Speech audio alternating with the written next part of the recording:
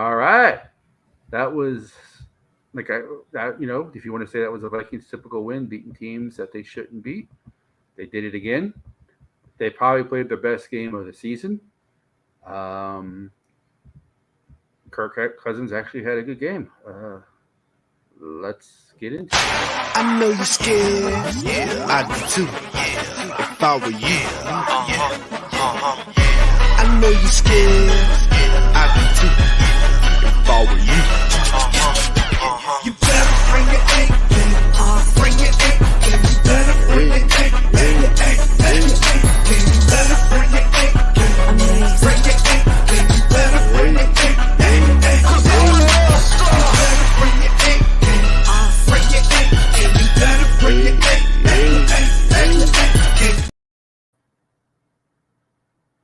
So, first of all, I want to say a great game by everybody all involved in tonight's game: offense, the defense, the special teams, except for one particular player on special teams.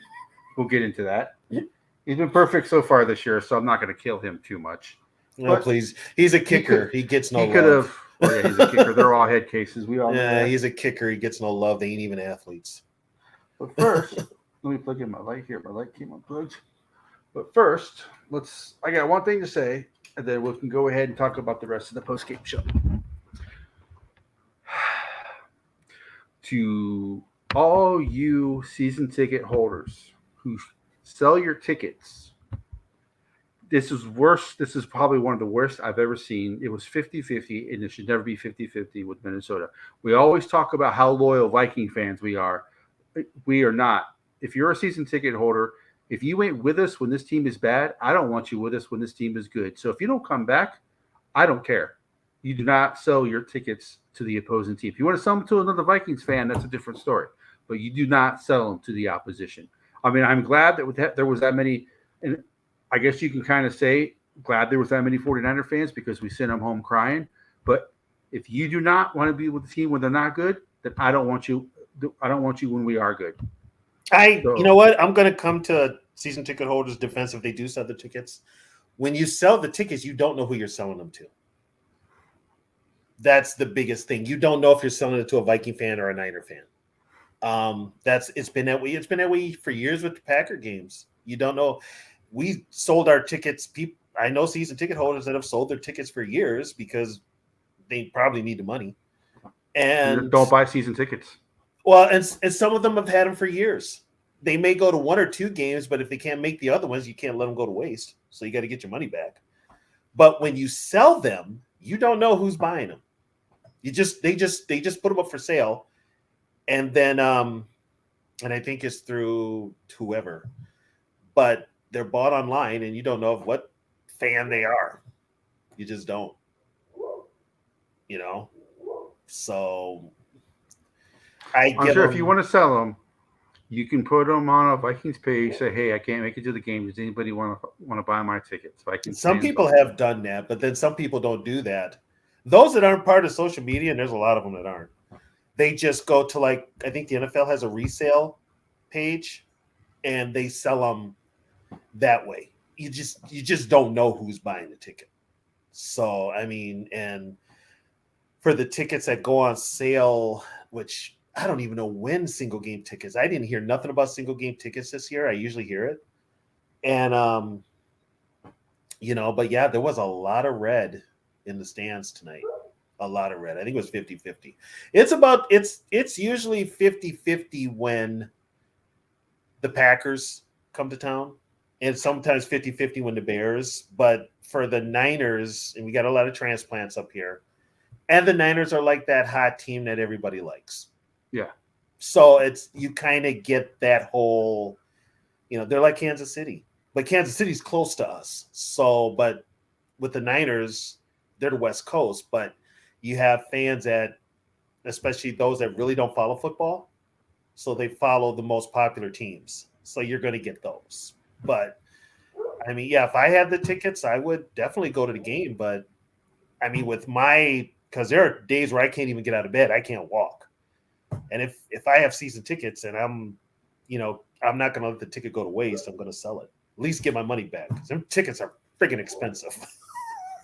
Yeah, I'm. I just, you know, But every team nowadays is going through it. I mean, hell, the Raiders got more fans from out of state than it's like other teams are like having like what is it? Vacation packages for when the team plays in Vegas to play the Raiders. So the Raider fans are usually outnumbered by everybody else. Charger fans definitely outnumbered by everybody else. Even some Rams fans are definitely outnumbered. So well, they were outnumbered by Steeler fans Sunday, but that's yeah, different though.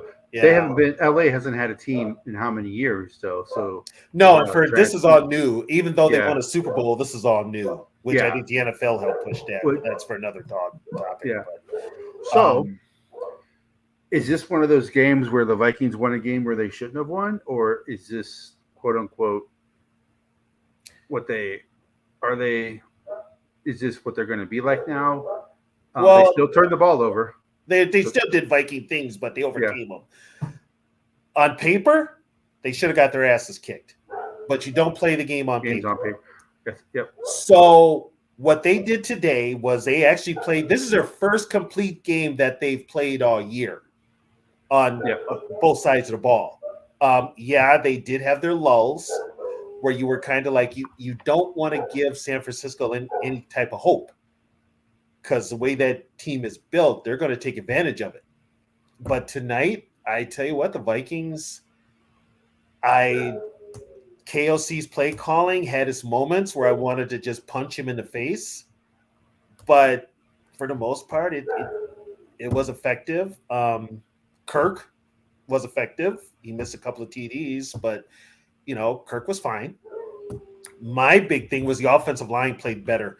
And I don't know if that's because Reisner started or what, but they were more physical with that 49er defensive line. That 49er defensive line is good.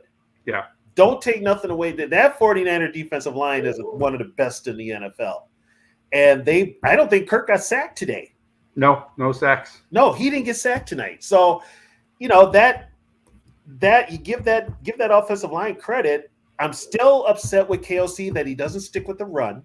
You've got three backs that could actually do their thing. Tyson Chandler looked good tonight. Tyson Chandler looked good. The only one who didn't look good, Madison looked good early.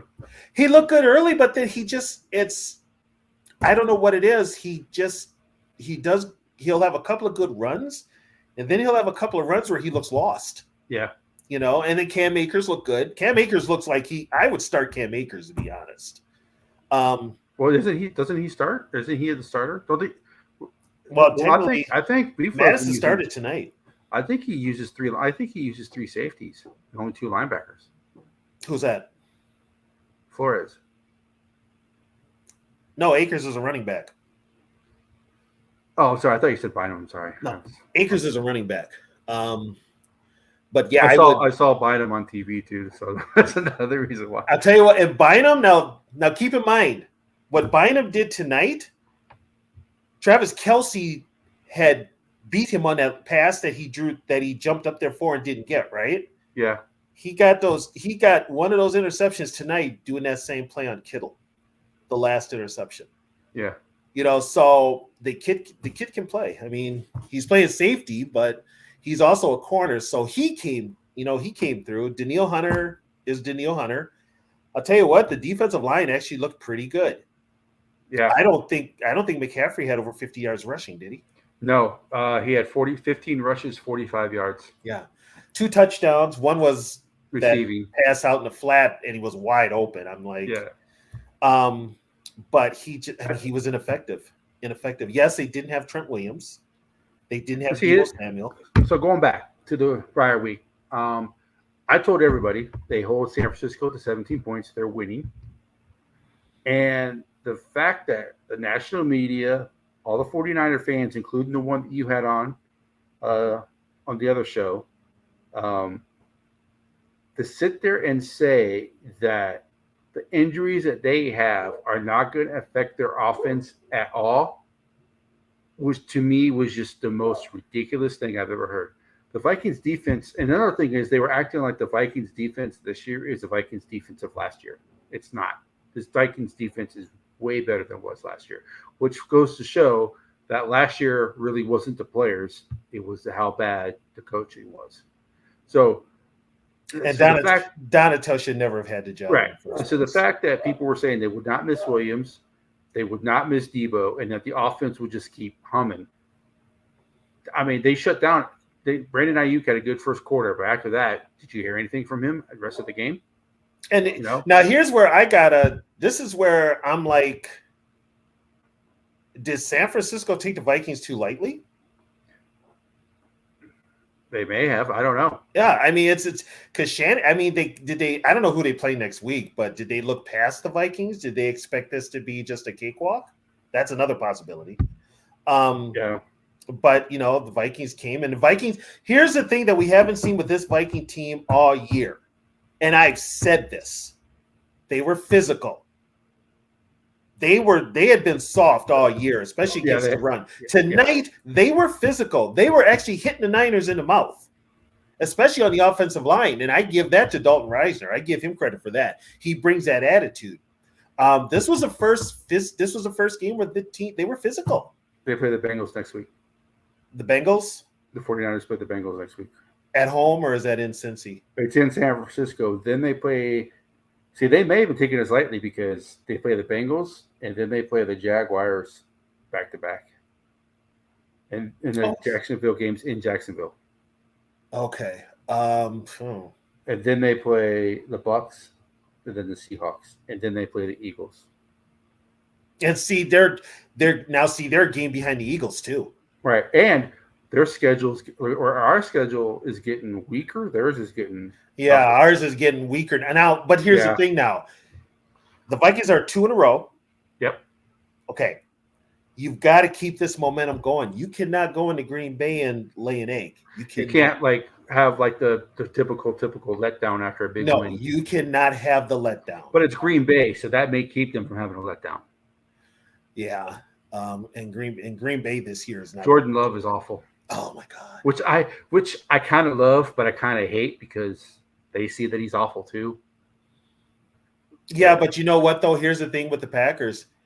They're never going to have that string of Hall of Fame quarterbacks like they had before. Yeah. Them days are over. So if worse comes to worse, they'll probably go through a slew of quarterbacks, before they find another quarterback. But I never was a big LaFleur guy. The only reason LaFleur was successful was because he had Rodgers. Right. That was it. And he was. It wasn't even him. It was Rodgers because Rodgers refused to run his offense. Yeah, that's true. Yep, that's true. Rodgers was like, I've been here longer than you. I know more than you. I'm running this offense. I know this personnel better than you. Yes. And I'm going to use what works. So it wasn't even the 12-year-old's boy success. So, but I mean, what up, Yogi? Hey, Yogi.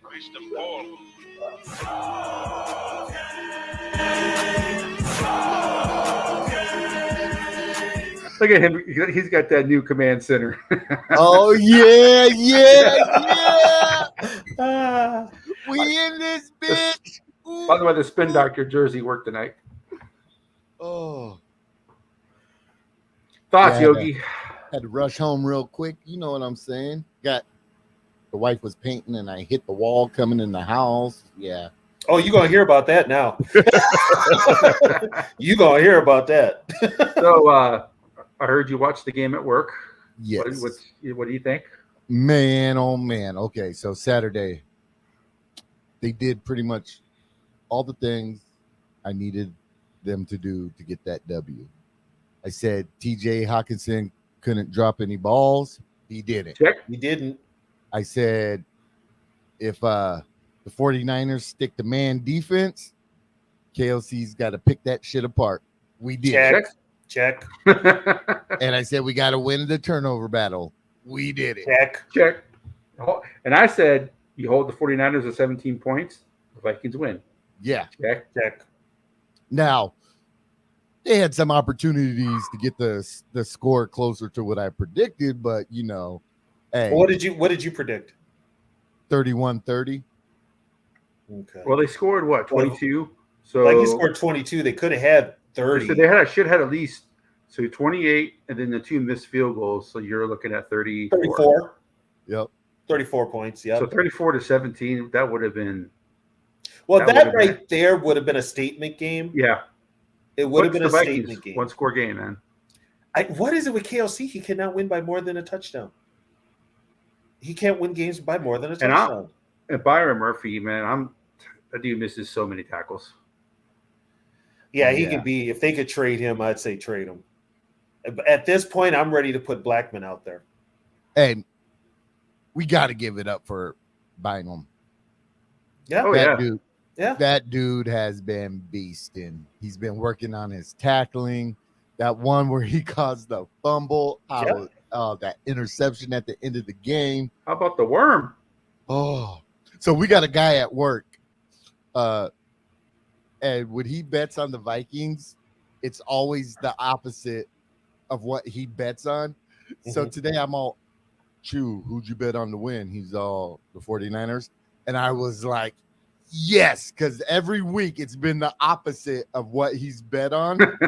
Yeah. To where he'll bet yeah. Yeah, no kidding. But yeah, I think Sarah said she wanted to come on, so if she still wants to come on, you're more than welcome to, Sarah. But yeah, I mean, this is by far and away. I think this is the most complete game they've played in a while. Like, I don't even think last year they played a game this complete last year. The Green Bay game was, and after that, game it was one. all close. Okay, yeah. They haven't played one since then. Yeah. This is the first one they've played all year. That was a complete game. There's Kirk Cousins looking like a substitute teacher in the press conference. Yeah. I gotta tell you something though. Dalton Reisner adds an attitude to that offensive line. Yes. Well, not only that, the defense played with attitude tonight. Did you see on that delay penalty, Jones just throw the center? Oh yeah, down. Yeah, he did. Well, and the Niners are known to take cheap shots. They've always been known on both sides of the line. And it finally came to a head on that interception where they got into it at the end in that scrum. And that was just usually it's Trent Williams starting it, but they wanted to pick up where Trent left off. So how much does it burn Trent Williams' ass that Kirk Cousins beat him? Damn well he didn't shake his hand after the game. Damn well he did not shake his hand after the game. Yeah, you know it. Yeah, we don't know what now. No Cleveland could be expendable because with the way Risner played tonight. With the way Reisner played, he's a natural left guard. Is it Risner or Reisner? Reisner. It's Reisner, okay, because they were saying Risner on the broadcast tonight. So I'm like, was it Aikman and? I thought he Reisner. clarified how he wanted people to say his last name in an interview, but it's Reisner. That's what I thought. Yeah, leave it to Buck and Aikman to screw it up. You talk, man, that was a 49er love fest. The broadcast. Well, yeah, because the 49ers are the media. They just love them. Yeah, and that's what was going to happen. So you're going to get an overload of 49er propaganda. I mean, they're hyping Brock Purdy because he's Mr. Irrelevant. Well, he was Mr. Irrelevant tonight. Yeah, he was definitely for all those people who said that he's better than Kirk Cousins. I keep telling everybody Brock Purdy is the quintessential definition of a system quarterback. He's a system quarterback. You take him out of that system, he would show why he was Mr. Irrelevant. Tonight, he looked like it. So wait a minute, Zoe. Hold on, Zoe. Didn't you want to blow this team up? I want to know what Zoe's thought is on Cousins now. Well, Kirk had a great game. I still don't want him on the team. I'm being honest. Well, no, but see, even when Cousins has a good game, Zoe doesn't give him credit. I give him credit, and I said that, but long term, he's not the answer. Oh, I know. Yeah, that was liar. Liar. He said that wasn't me. All right, Shaggy, it wasn't me. But here's the thing now. This has to carry on. You got to keep this momentum going. You can't go because you've got now 3 very winnable games. I don't think very winnable games. If they play like they did tonight, 5 very winnable games. If they play like they did tonight, they don't lose again until probably Cincinnati. And we could beat Cincinnati. Yes. I think we could. We could beat Cincinnati. Yeah, we could go 13-4 now. Yeah, if you want to send a link out to Sarah, she said she wanted to join, but that's what. That sets it up to where Detroit has to come up here and do Detroit things and blow the division. Well, Detroit. See the all tough games that we played early. Detroit's going to start getting those now. Because other than the Chiefs, they really haven't played anybody good. And here's the thing: we haven't been blown out of any of our games, really. Right. And they We- got like last year, absolutely we got destroyed. like last year destroyed. we got blown Yeah. out in games. This year we've been close, and I mean, it's been they the made- turnovers that have killed us. They made Lamar Jackson look like a Hall of Fame quarterback yesterday. God. And he's not. He's a better thrower than what Justin Fields is, but he's not a very good Lamar, thrower. the human highlight reel. I saw them highlights. I'm just like, really? This is like Madden. Yeah. And then Justin Fields, I think the Bears proved they don't need him. Yeah, I wouldn't be surprised if they move on from him. Yeah. But Wow. and also it's a possibility because Ryan Poles didn't draft him. What up, Dave? So, hey, Dave, how do you say their quarterback? What is it, Badgett or what is it, Baggett or Oh gosh. Bimbo Baggins? What What's up, his name? Sarah? What up? Welcome, What's up, Doug. Yeah. What up, Sarah? So, what do you think of tonight's game? I don't know, because I still don't think we have a roster that can contend. And so, I mean, it was nice that we won, but it doesn't really do much. It keeps a positivity that this team is good, it's decent, that It they could tricks still make us the to think that this team Yeah. is good. this they could still make in a weak division. We could still make the playoffs. Yeah, but see, my thing is, it's like, yeah, we beat the Niners, but the other two teams we beat were like bottom feeders, and we can't blow them out. And if we can't stomp bad teams, we're not that good. Yeah, and it starts next week. If we can't handle business against the Packers and the Falcons, then yeah, and I mean, that's Like, look at Chicago, okay? They stomped freaking the Raiders. And here we are just struggling, and every game it's a damn heart attack. Are we gonna win? Are we not? I don't know. and some I of that. don't understand how we cannot stomp any team. Like, It's the Viking way, though. They really didn't stomp anybody last year except for Green Bay in the first week of the season. It's the Vikings have been one-score game. I think the Bears find out the final game last year. The Packers game at the beginning of the season, and the Seahawks game and Mike Zimmer's last year. That's it. All other games in the last 3 years for Minnesota have been all one-score games. So I don't know what the answer to stomping a team is. They always play up to their competition, and they always play down to their competition. I think that's what the reason is.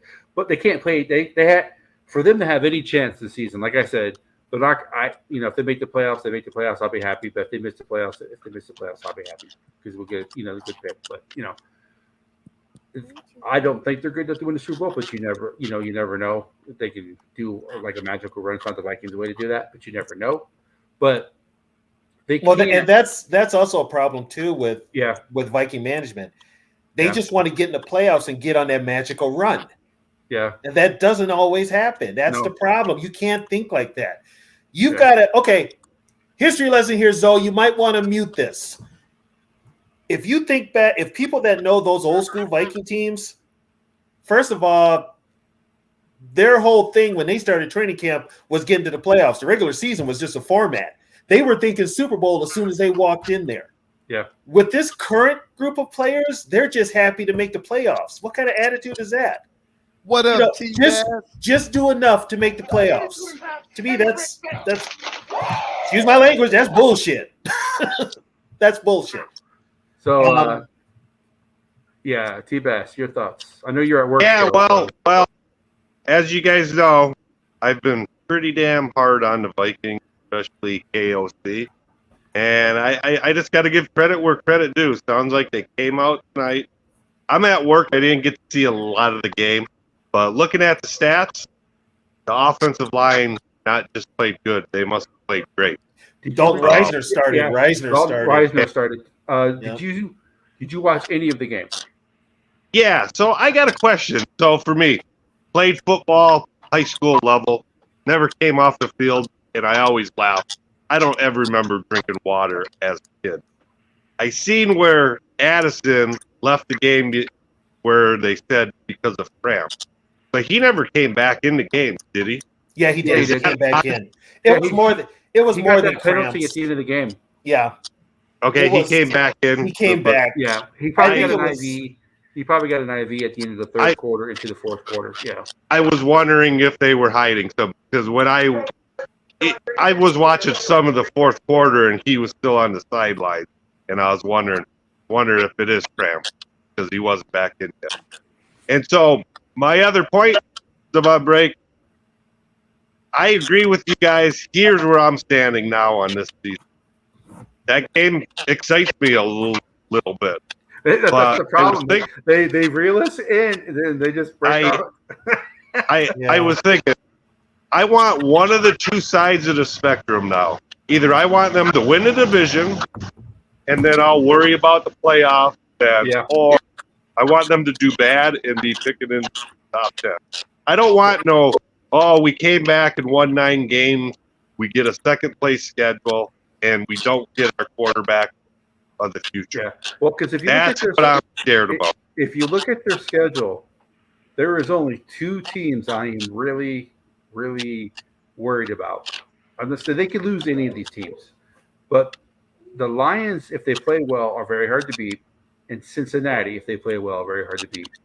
The other Cincinnati teams, is not that good. no, I said if they play well because they have Burrow. If Burrow And Burrow Burrow looks human this year. yeah, if Burrow and Jamar Chase, get on that, if they're clicking, they're hard to beat.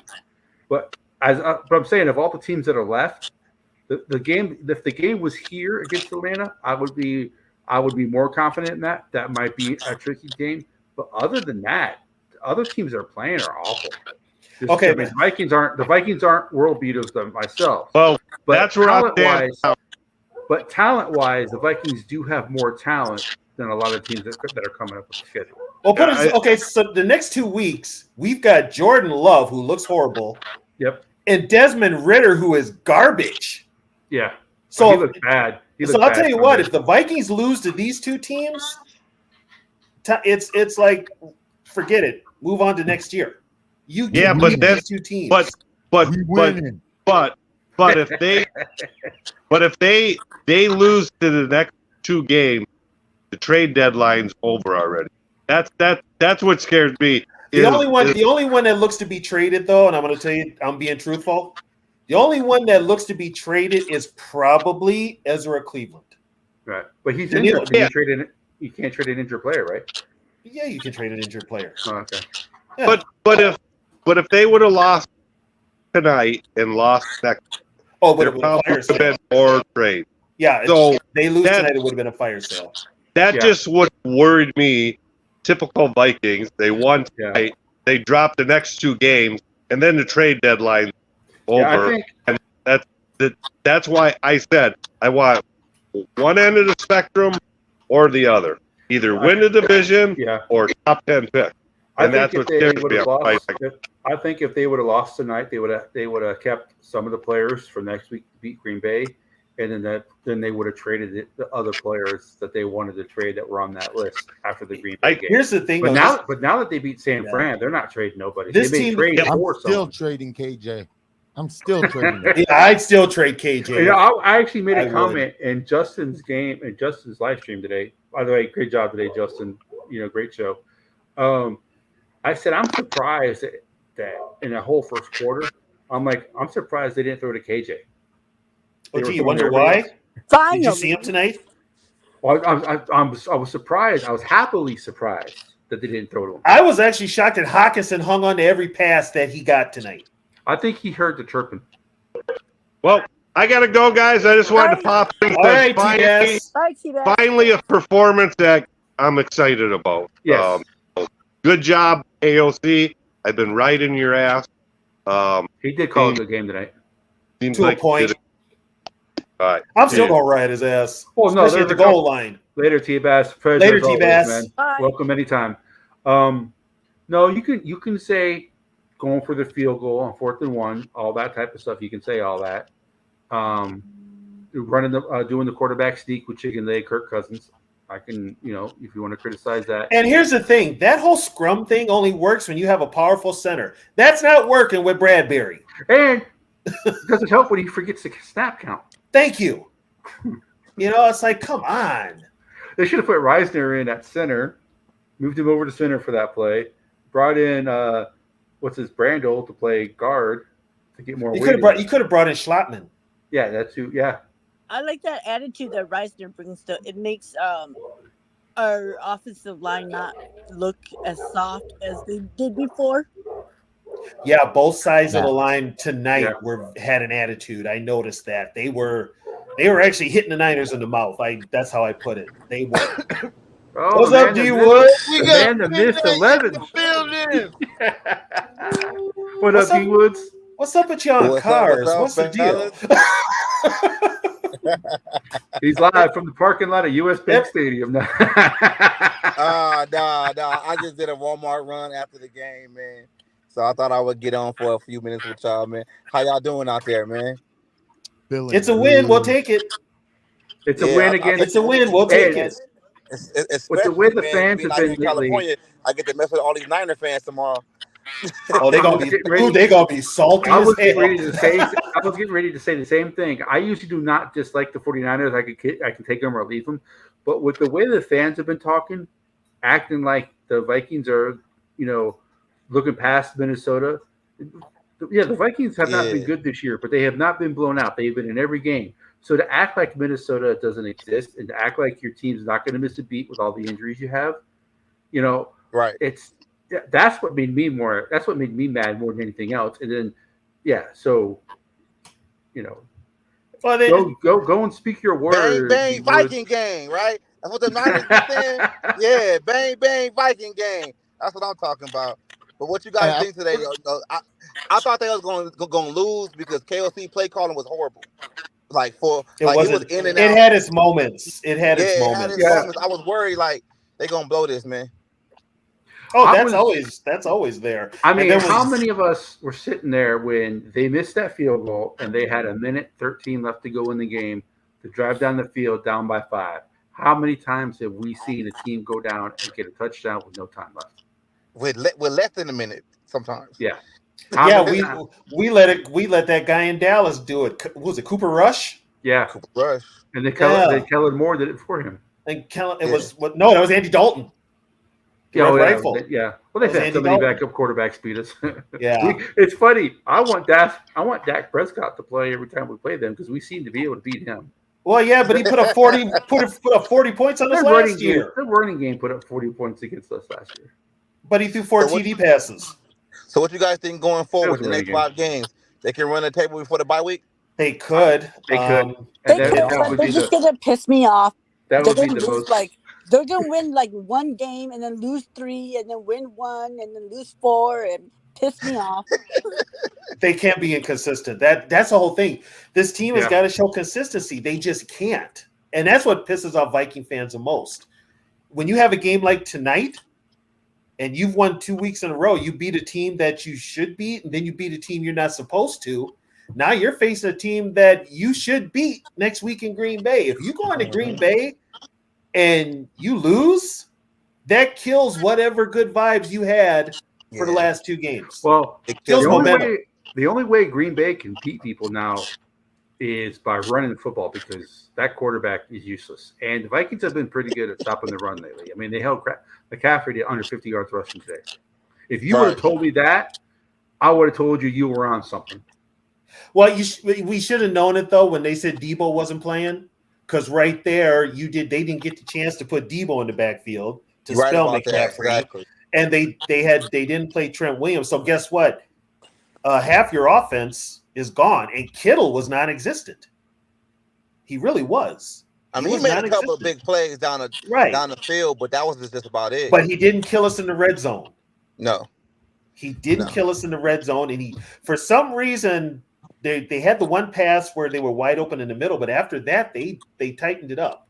Hey, Yogi, explain that a little bit more. What you're talking about? Usually I would say after a win like this, the next week would be a letdown loss, but they're playing Green Bay. Yeah. So the only team that has a worse first half than us. Yeah, they don't score in the first half at all. So then the first half for the next week's game is probably going to be 0-0 or 3-3.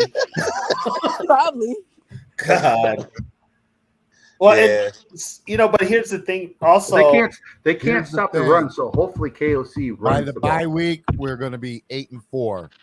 That's my prediction too, Yogi. By the and if bye we're week, and if we'll we're be 8-4, we're At probably worst 7-5. yep. And if we're 8-4 or 7-5, we're probably in the hunt for the Well, they division went title. from 11th seed today to the A seed. Just that keep it quick. going. Well, yeah, because Build on everybody this. lost. Everybody in the NFC pretty much lost this week, except for the Eagles. Oh, the refs made sure the Eagles won. Yeah. And then they try to make sure the 49ers won tonight too. Oh, But, they tried. Yeah, they tried. They tried. They really tried. Yeah. It was noticeable. Yeah. But yeah, it's this is a good win, but they've got to follow it up now with consistent football. They've I got to would play say consistent football. this is a complete win. The they first played a one they've complete had game. since the Packer game. Yeah. They played a Well, complete game. And I think the defense is coming together now because it's a new defense with Brian Flores, and so now they're finally like clicking. It looks like. Yeah. Yeah, but I did take exception with Flores when he stopped blitzing.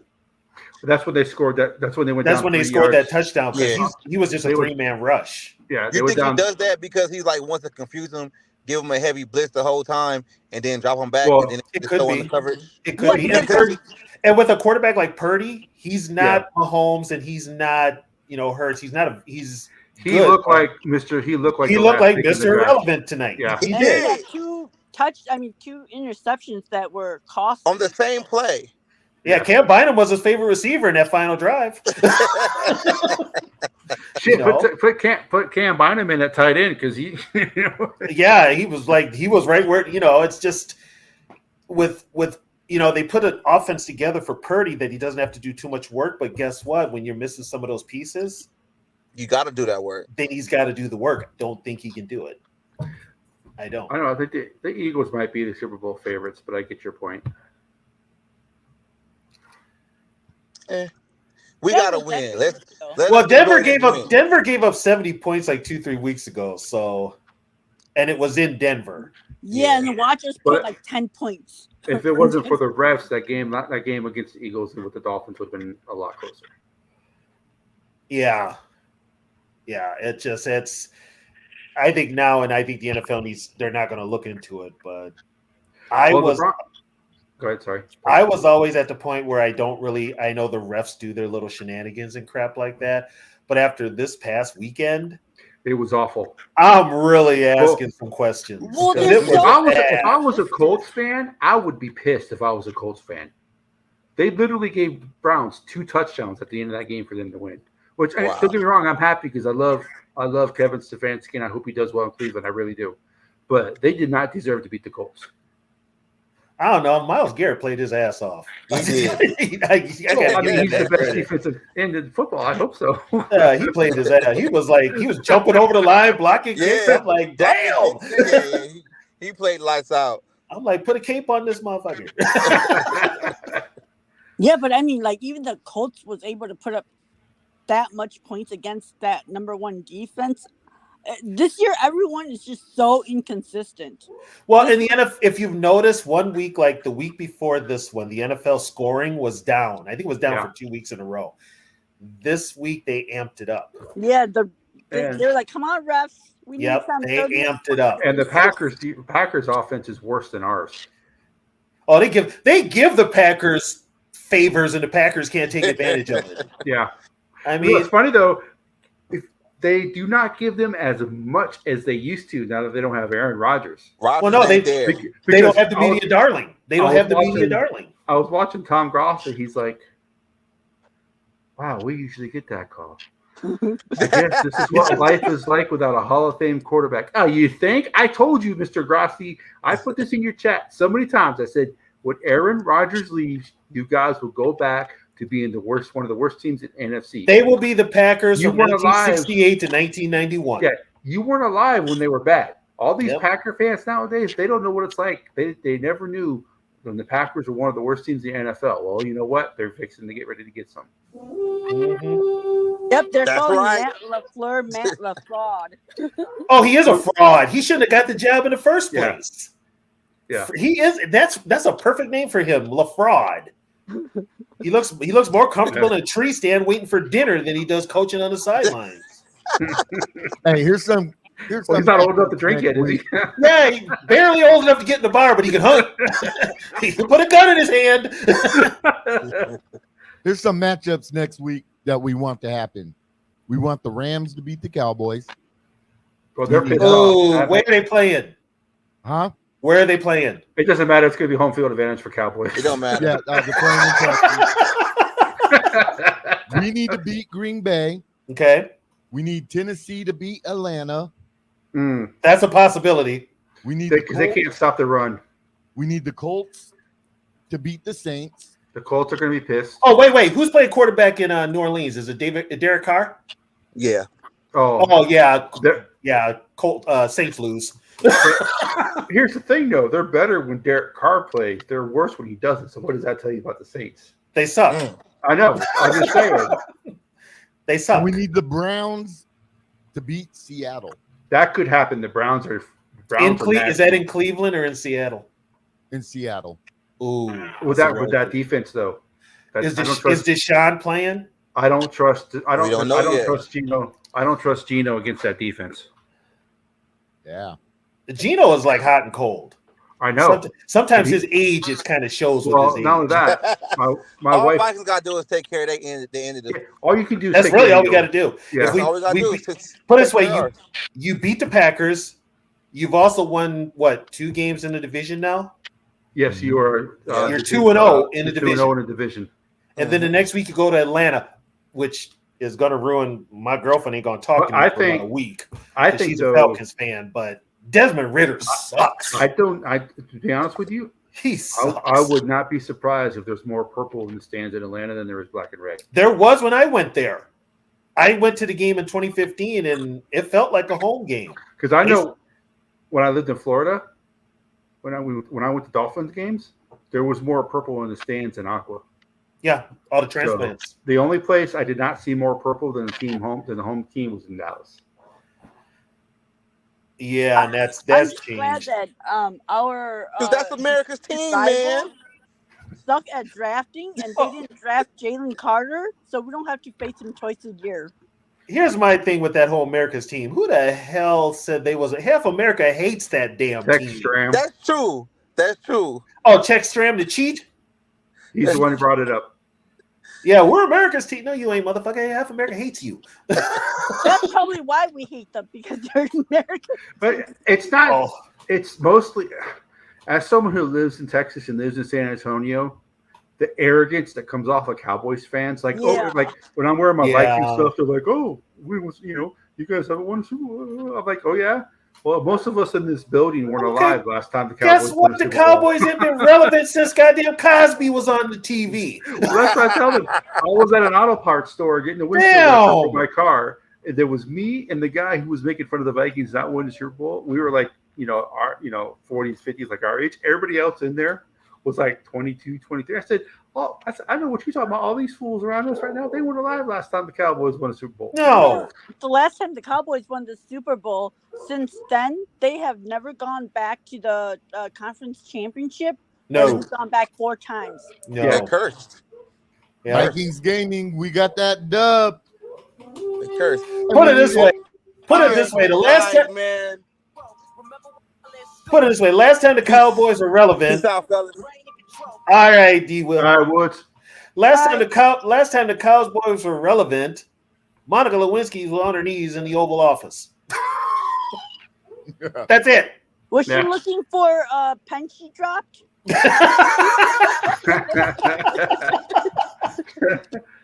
I hope she found it, man. Those She pins are found expensive. she found something.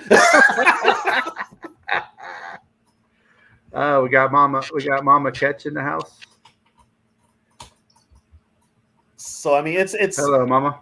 as long as now here's the thing. This is where KLC, he's got a, and I get him for this too. Maybe this is enough to light a fire under the team, to get them on a roll, to get it in their head that we can run the table. You go out there, you play balls out, and God, is this so true, T-Bass? Is this Last so time the Cowboys true? were relevant was because thank you. Perfect. I tell every Cowboy fan, I go, we should at least have a half a Super Bowl trophy because if it wasn't for us, you guys wouldn't even have those 3 in the 90s. First of all, yeah, that not to mention you wouldn't have been a Super Bowl 10, you cheating bastards. But no, I agree. I think It's all going to come down to coaching. yeah, they always say that quote unquote from like I'll use Doogie Wolfen because everybody knows who he is. Hey, did you guys hear Chris Olave was arrested? Who? Chris Olave? Yeah. That doesn't surprise me. He went to Ohio State. What did he do? Monday night, after traveling 35 miles over the speed limit, he's currently still in jail, but expected to be released soon. Was he up here? Where was he? Where were they playing? Who did they play? I think the Yeah. Saints were off. Oh, he had a bye week? Oh, no wonder he went home. I don't remember the Saints losing. I think they were off. I was like thinking, what did he come to Twin Cities to see how fast he could get on the Freeway 94? Yep. Well, there's an interstate in Texas where the speed limit's 85. And you don't hear, well, you don't hear nothing about that damn thing. Nobody ever gets pulled over there doing it. Hey, what up, Too Evil? Once you leave the Too speed evil. limit here, Of course, up Too that way. What's that, Sarah? Was I that said the speed limit here. Once you leave the cities, it becomes 70. So if you want to, Yeah, drive once you get past the city limits, like Yep. the farther you get past like Maple Grove and stuff like, if you're on 94, it gets to 70. I'm planning on, I don't know when, but I do plan on coming to taking some time off, taking like maybe a week and a half off and come to Minnesota for a game. But I don't want to fly. I want to take 35 because 35 ends here in San Antonio. Yes, yeah. I just want to take it straight up to 35 is a beeline. Matter of fact, I Yeah. live right by 35. Yeah. How long is the drive? Well, it's 17 hours from San Antonio to my parents' house in Florida. So I imagine, well, I would say a good 9 hours of that would just 9 be getting out hours. of Texas. Yeah. That's not bad. Mm-mm. And depending on how fast you're going, but it's a Well, beeline. like- It's a straight. Well, no, beeline. I mean, if you go on 9 hours, because it's going to take that long just to get out of Texas. Oh, you mean it's 9 hours to just go from there to the top of Texas to get out of it? Damn. It takes me about 5 hours just to get to Dallas. Dang. It's going to take him at least a day or two to get up here. Yeah. I fly. Now that I'm older, driving, like, I don't even want to drive to, like, Chicago. Oh, that's I'd right. take I a took 18 a- hours, like, 10 minutes. They played. How long, Yogi? 18 hours, 10 minutes via I-35. So it's about the same Wow. distance that I drove to visit my mom in Florida. It's going out Texas the other way. Yeah, I but, actually- like, if you come up here during the winter, like, I-35 is it close. won't be the winter. Oh, okay. Okay. I was going to say, I'm like, why are you coming up here when it's cold? Yeah, It no, won't be. it's supposed to It won't cold be in in, winter. like 2 weeks. Yeah, it's kind of cold now. I mean, Yeah. hell, we're going to have frost here in a couple We were of days. 93 today. Oh, okay. Rub it in. Why don't you? Oh, yeah. Oh, Zoe says they played Jackson. Oh, they played the Jags. Was that in London or was that The actually Thursday night game. Thursday night game? That's why. Yeah, the Thursday night Yeah, I game. didn't watch the Thursday night game. That's why. Oh, yeah, I forgot about that game. So too evil. I mean, Mr. Positivity. Too evil. We're doing Too evil, spoken like a true Viking fan. Well, the first thing he said when he came in was, "We're doomed because we won." Yeah, like, I was all happy that, like, Denver won and all these other teams won, because then I'm like, oh, that puts us back into, like, contention for, like, a top pick, and then we won, and I'm like, oh, there goes our top Well, pick. and here's the thing with we could still find a quarterback because this quarterback draft is deep. So you could still find a future quarterback. But if the rumors are true with what I'm hearing, we're probably going to be stuck with Kirk for another year. Which is what I was telling people. Don't be surprised if they re-sign him for a year Yeah, because it's gonna help the dead cap space. it'll help the dead cap space. But I mean, if this team is 9-8 and make the playoffs somehow, or 8-9 or whatever, they're probably good. They're middle. They're right where they want to be. So they'll probably roll with Kirk again. Yay. I know that's what I said. Now there could be a shakeup. Kwesi could be gone. I am hearing that things aren't working out, as they say. So Kwesi could be gone at the end of the season. And who's going to replace him? Ryan? Yeah, Grigson. Oh, God. There goes our O-line. Yeah, there goes our team. Yeah, it's Grigson. Is it just because he's not feeling it as a GM, or is it does he want to go back to the financial world, or was he? I think he's been kind of, I'll just say, neutered. I think he wants to do some things, and they will not let him. So you think Gregson's undercutting him? Yeah, I hate to say that, but he's the reason why Andrew Luck retired. I don't want him as our GM. But you know what? The Wilfs don't know that. The Wilfs are idiots. The Wilfs will hire him because he's a football guy. And that's the problem. I don't know. Zoe, are you sure about that? Because you're the one. You've been. Wait a minute. Is this Zoe? Is this really Zoe? I don't think it is because Zoe's been killing them with the drafts. Is this really okay? I'll believe it if Zoe comes on, but right now, somebody done hijacked his account. I'm telling you right now.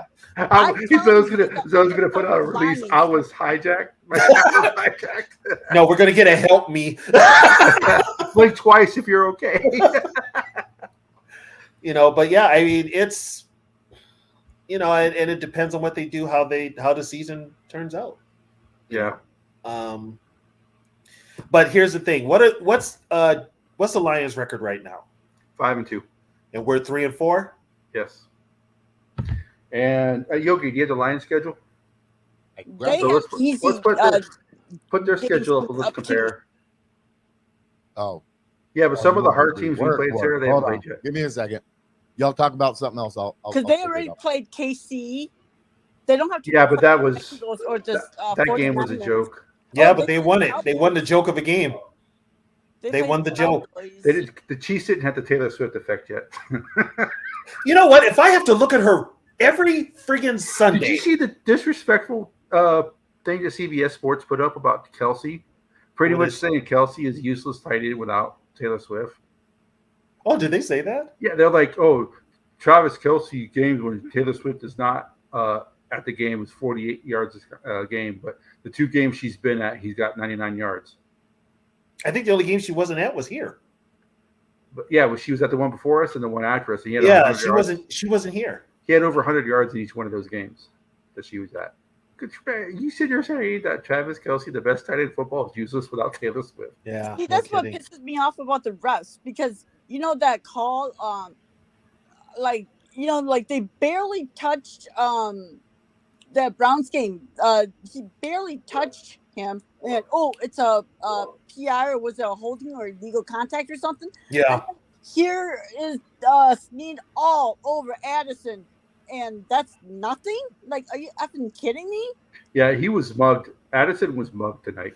They did. You know what though? They did throw. They threw some like on the ones he was mugged. They didn't call, but it's the ones where he was like ticky tack. Right. And then they start throwing the flag. It's kind of like, what are you guys? Who's in your ear telling you this? It was almost like the refs were like, all right, we've already thrown 3 flags on this guy. We can't throw another one. Okay, now correct me if I'm wrong. Do all the refs now have earpieces? I am not positive on that. I don't want to say yes or no one way or the other. I saw 2 that did. The back judge and the referee. Oh, I would imagine those 2 might because they're so far away from each other. But they could all have it. And like what are they all might have it because if the league needs to contact them, they all probably need to hear the signal. And what are they hooked up to? It's New York, right? Yeah. Allegedly. I mean that. Okay, I'm not a conspiracy buff. I'm not going to put it out there. No. I don't like to blame the refs for a loss, but they do. But for the people you know what? There's some games last yesterday, we could blame on the refs. I For just the don't like people- the inconsistency of it. Right. And for Yeah. the people who say the referees never dictate the outcome of a game, you're just full of crap. They tried tonight. Yeah. Because there was a stretch there where that Viking defense was clamping down on the Niners, and then all of a sudden they started throwing flags. And Cousins got hit in the helmet again and no call. Oh yeah, well, to them Cousins is punch drunk, so it's Kirk Cousins. They're probably saying, well, if he got rid of the ball sooner, it wouldn't happen. But yeah, Cousins tonight is the reason why he frustrates me so much. If he played tonight, if he would play like he did tonight all the time, people would not be killing him because people see that he has the ability to move in the pocket to get. I thought for sure he was sacked on that one play, but he ended up getting out of it. He was Kirk's problem is inconsistency. That's what infuriates me about me because he has the ability to be a top 10 quarterback, but man, and then Kirk has his little meltdowns, and when he has them at the worst time. Yeah. It ain't like. And here's the thing, I never said Kirk, and here I go again, got to defend what I say. I knew I never said Kirk was a terrible quarterback. Kirk's a great quarterback when it comes to being a quarterback as far as throwing the ball to getting it where it needs to be. He lacks the intangibles. That's the whole thing. There's that factor. I mean, say what you want about all the quarterbacks we had before. They acted like they wanted to win at least. Yeah. Kirk is so blah. He's just so like, oh, well, I threw an interception. I have to look at the game film, blah, blah, blah. I mean, hell, Tommy Kramer would be screaming at everybody. Joe Capp, for everybody. Dante would even be screaming at people. Like all those dropped passes that they were having and those fumbles, I'm like, Tom Brady would be up on those guys' asses. Like, you drop another pass, you're not getting the ball again. Oh, especially like a KJ Osborne. Yeah. Let the ball bounce off of KJ Osborne. Hands. Yeah, KJ Osborne would not doesn't say anything or take any kind of leadership in that, and that pisses me off. Exactly. KJ Osborne was on the Patriots. KJ Osborne would not have been on the field after the second week of the season. KJ Osborne would have been a healthy scratch. Yeah.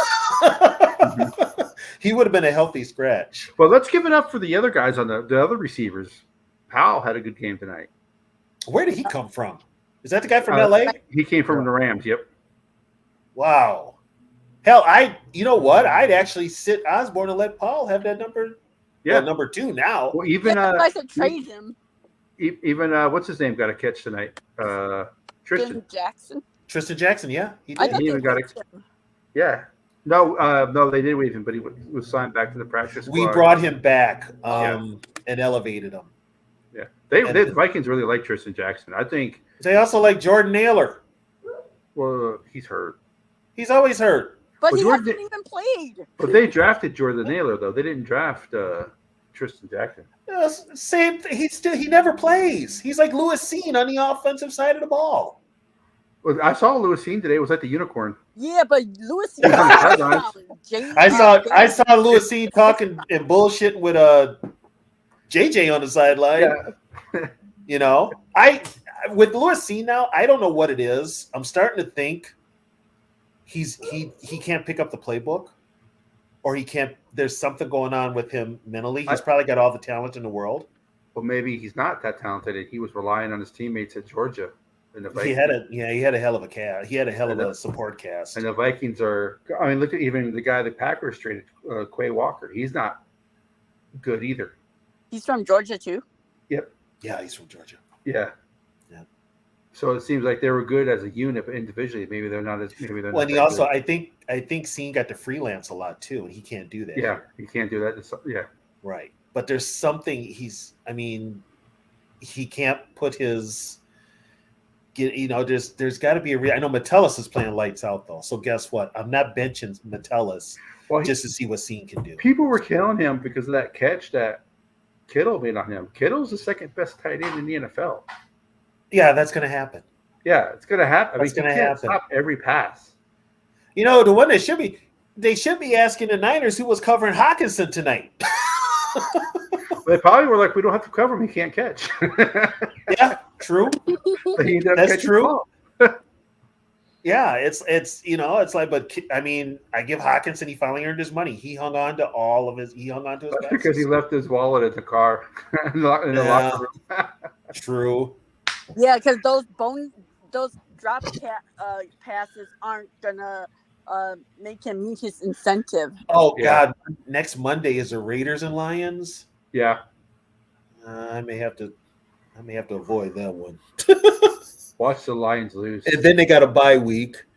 And then they're at the Chargers. So you got the Bears and the Packers at home. Then they go to the Saints and the Bears. They got Denver at home, and then they got us. They pretty much got almost the same schedule as Same us. schedule, except they got Dallas after us. Mm-hmm. And And we I got don't, the think, I Packers. don't think they've played. They haven't played all the teams in the NFC West yet either, have they? in No, the West. They're playing the Chargers in like what, 2 weeks? You said? Yeah, they still got to play the Chargers. They still got to play Denver. They play Denver before they play us. The Chargers are so up and down too. Yeah. I'm telling you right now, I'm really thinking if Brian Flores keeps going at this defense at the pace he is, he's getting the HC job. And I wouldn't be shocked if it's the Chargers. Harbaugh's going to the Chargers. You think Harbaugh goes to the Chargers? No, I think Kellen Moore is taking over. Is he ready? I don't know. I don't know if I trust Moore. It's kind of quick. But there's a lot of bad teams out there. Too. Yeah. I mean, are the Bears going to keep Eberflus? I hope they do. Who is that guy? I have no idea. Eberflus? Yeah, who is he? He was the DC in Indiana, I think. For the Colts? For the Colts? That's where he came from. Wow. But see, that's what I mean. Like, look at Chicago yesterday. Their backup and their backup was stomping Vegas. Yeah, And but I think the Raiders. Okay, and are I'm going to bad tell you, team. I got to be honest. How the hell does Josh McDaniel must have blackmail footage or something on these coaches because he keeps getting head coaching jobs and he sucks. Yeah. He sucks. I don't know, Young. The way I think Bieniemy might stay in Washington with the Commanders. Yeah. because that's probably going to open up because they got Yeah. new owners, and the new owners are not going to put up with the way the team's playing. No, they'll give Bieniemy that shot. They will. Now if they just change their uniforms, it'd be cool. But Now, if we win next week, are we going to be buyers, do you guys think? no, I think we stay status quo. Oh, they might trade Cleveland or KJ. Well, okay, if we win next week, we're what, 4-4? Yes. Yep. We're 500. I bet they stay status quo because they're 4-4. You don't And they'll think be they'll try to second. bring somebody in, though? They would be second in division in 3 games. Well, if you Two bring games up on the somebody in, what are you going to? I mean, we need help all across the board. But Yeah.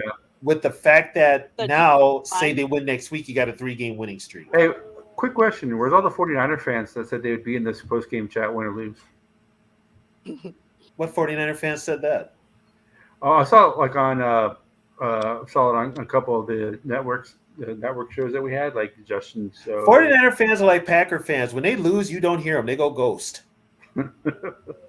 They do. They go ghost. Hey, we need to do whatever we gotta do to bring in Akeem Hicks. What is it with you and Akeem Hicks? He's a beast. He's old. He also doesn't get along with Chris Rumpf. Hey, that's okay. Oh, really? You want to start a war in the locker room? You gonna break it up? If they get in a fight, do we call Yogi? I ain't stepping between those two.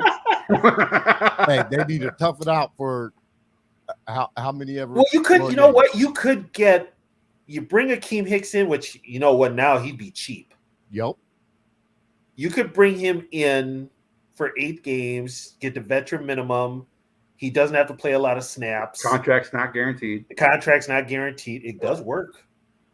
It does work. Because it'd be better than trading for somebody, even if it's for a 6. I don't think that. Matter of fact, I'll tell you what. I would actually cut Dean Drake. Lowry and bring in Akeem Hicks. I'd trade Dean Lowry to the Seahawks Trade it back to the Packers. or whatever. Packers let him walk in free agency. You think the phone's ringing? They're going to hear Dean Lowry. You don't think they're going to hang up? Well, see, my only thing is the Packers do have good cornerbacks. Their cornerbacks are good. So, but they can't stop. You know the what? run. You know what though? Their cornerbacks are loudmouths. Yeah. Well, I mean, they're above average. They let Russell Wilson light them up yesterday. But the Vikings are without JJ, so they'll probably play zone. Well, you know what? They'll play because zone, the 49ers proved even with the backup Vikings receivers, you can't play Vikings man-to-man. which could kill them playing zone because if Addison gets underneath that zone, lets him do something in the open field. Well, because could Powell's be a fast problem. too. I didn't think he was that fast. Yeah. He's pretty fast himself. I'd actually put Powell in the slot. I would Yeah. put Powell in the slot.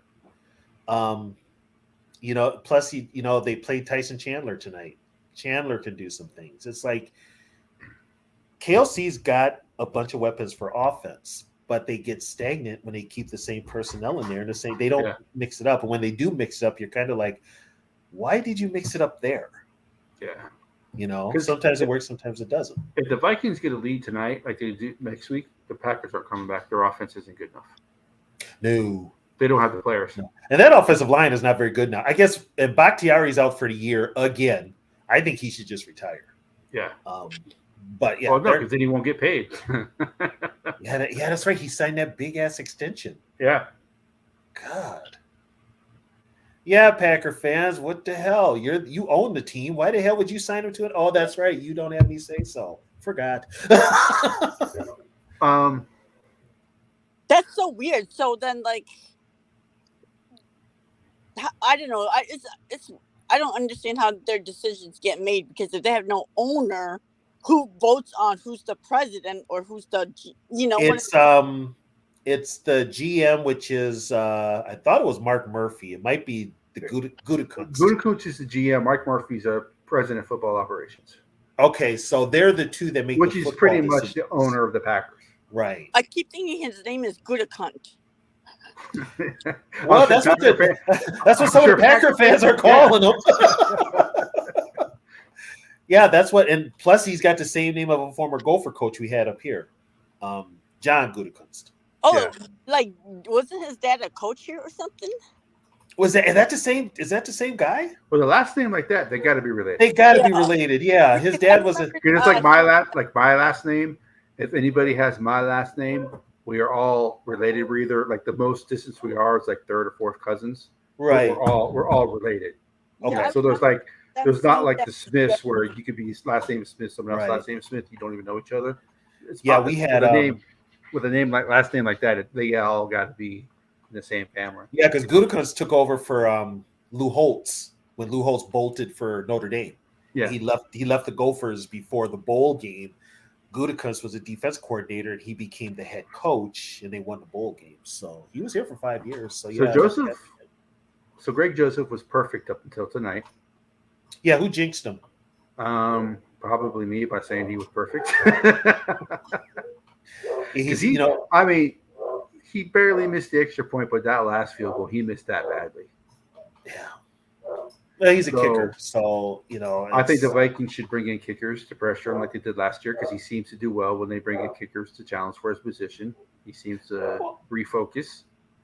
Yeah, he can refocus on the unemployment line. The Kickers are a 49ers dime a kicker- dozen. The 49ers kicker is the one that all the Vikings fans wanted to draft, the guy out of Michigan. Yeah, Oh, the one that third round draft pick. yeah. He was the third round draft pick. He was the Vikings kicker that everybody was mocking to the Minnesota last year. Last time we drafted a kicker, we cut him. And now he's one of the best in the league. Now he's one of the best in the league. His brother's good too. The other Carlson kicker is his brother. Yeah, who's he kick for again? Green Bay. Green Bay. Oh, is that who it is? Yeah. Oh my God. They finally got rid of Mason Cosby, unfortunately. I thought he was going to be there till he So- croaked. I would probably say Joseph was probably the worst game tonight. Yep, a point, Yeah. extra point, and a field goal. Yeah, that's 4 points that could have came in handy. I mean, you can question the calls on the goal line. Bradbury kind of screwed the pooch on the goal line with that fumble, with not snapping the ball. You could tell he was the one that missed the snap count because everybody else on the offensive line went. You know what? Them running that play just kind of proved that they haven't run that play much in practice, and it might have been put in at the last minute. They still do not have an offensive rushing touchdown this year. No, going into the 8th game. So what does that tell you about the offensive line as a whole? You know? And But that's- see, here's another problem too. KOC abandons the run too quick. He still does. yeah, He we still can't do that does. next week because that's the key to beating Green Bay. Yeah, run the ball at him. Run the ball. But out. you know what, though? I got to give Green Bay props. So Kenny Clark is a beast at the nose tackle position. So Bradbury's got his hands full, even though they he's faced still, them. but they are run at more than any other team in the league because they can't stop the run. So now they're going to have to. Minnesota's going to have to run the ball. That's going to kill KOC, I think. But he's They gonna have do, a gonna worse do it. run defense than us. Oh, the Green Bay's run defense. Our run defense is like moved up. I think we're Yeah. like what, middle of the pack now yeah. for run defense. And Green Bay's defense, they did a stat. I can't. I was watching I was watching the game. The Packers defense is one of the worst. In the run defense is like 30th in the league or 31st in the league or something like that. Yeah. It's really bad. Frozen North. They That's have- what I was saying about Addison. He is a wide receiver one, which They average like 7 yards. The Packers defense allows like I think it's 6.5 yards per carry against them. so now Addison's a 2 on this team, but he would be a 1 on most. he other would be a 1 on other teams. Now this is where Yogi's going to pique his interest, and Zoe. People give him shit for being small, but I think because he's smaller, it's harder to Yeah. guard him. Yeah. Here's the thing, though. He showed he could play. Yeah. Kind I'm of makes still it not- easier to move on from JJ. I'm still not trading JJ. No. At $30 million a year, booyah! See ya. Yeah, he's going to want more than that. He's going to want at least 35. Yep. I know, but he got hurt. Yeah, but he'll play hardball. He'll play hardball with it. Someone will still take 2 first round. Give 2 first rounds. You'll to get JJ 2. right You'll now get 2 hurt. ones for him. You probably get. You might get it. You might even get a 2. No, I don't know. I think Addison's good, but I don't see him as that one alpha wide receiver. He's a 1. He's a 1, but he's not a great one. Where JJ is a great one. But Addison's here's the one. thing, though. With the way football is nowadays, I'd rather pay defense. you'll always find a great wide receiver 1 for cheap because of the way football is. So overpaying for a wide receiver, especially with this team, we've got so much. We need so much help. But we still have 2 years though. Hey, Yeah, and he could end up being a. I don't think he will be. I think he's more of a team player than that. But he could get an attitude and start being a diva. because I think the Vikings would be like, listen, Oh, this is as long this is our cap space for 2024. Let us get through this, and then we'll pay you. You know. I But think then, that's okay, are you telling Darisaw the same thing? Well, see, Darasol was the year before, or year after JJ. after. Year after. Yeah. You can do JJ and Darasol the same year. Be like, wait until after 2024. We'll get both of you taken care of. We just can't do it with 2024 because of all the dead cap space. Yeah, and here's the thing though. If you bring back Kirk, you're still What's- kicking money down the road unless next year is it.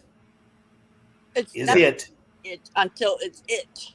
right? Because And what they may do is they may sign Kirk 1 more year, still draft a quarterback, just had that quarterback sit, unless they really like Jaron Hall. But we you know haven't what they're seen Jaron saying Hall. though? They're saying Jaron Hall looks pretty damn good. Well, he's the backup. I don't think Nick Mullins is ever going to be the backup again. I No, think that's they're Jaron actually Hall's job. they're actually giving Jaron Hall more credit with working with the defense, doing the opposing offenses Yeah. because of Jaron Hall's mobility.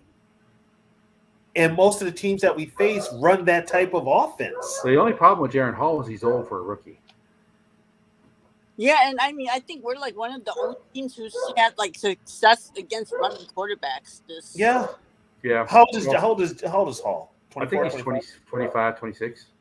Still, he's got less wear. He doesn't have a lot of wear and tear. Yeah. Well, no, yeah, we're pretty much the only team to stop Hurts this year. Yeah. Yeah. They beat us with the running game.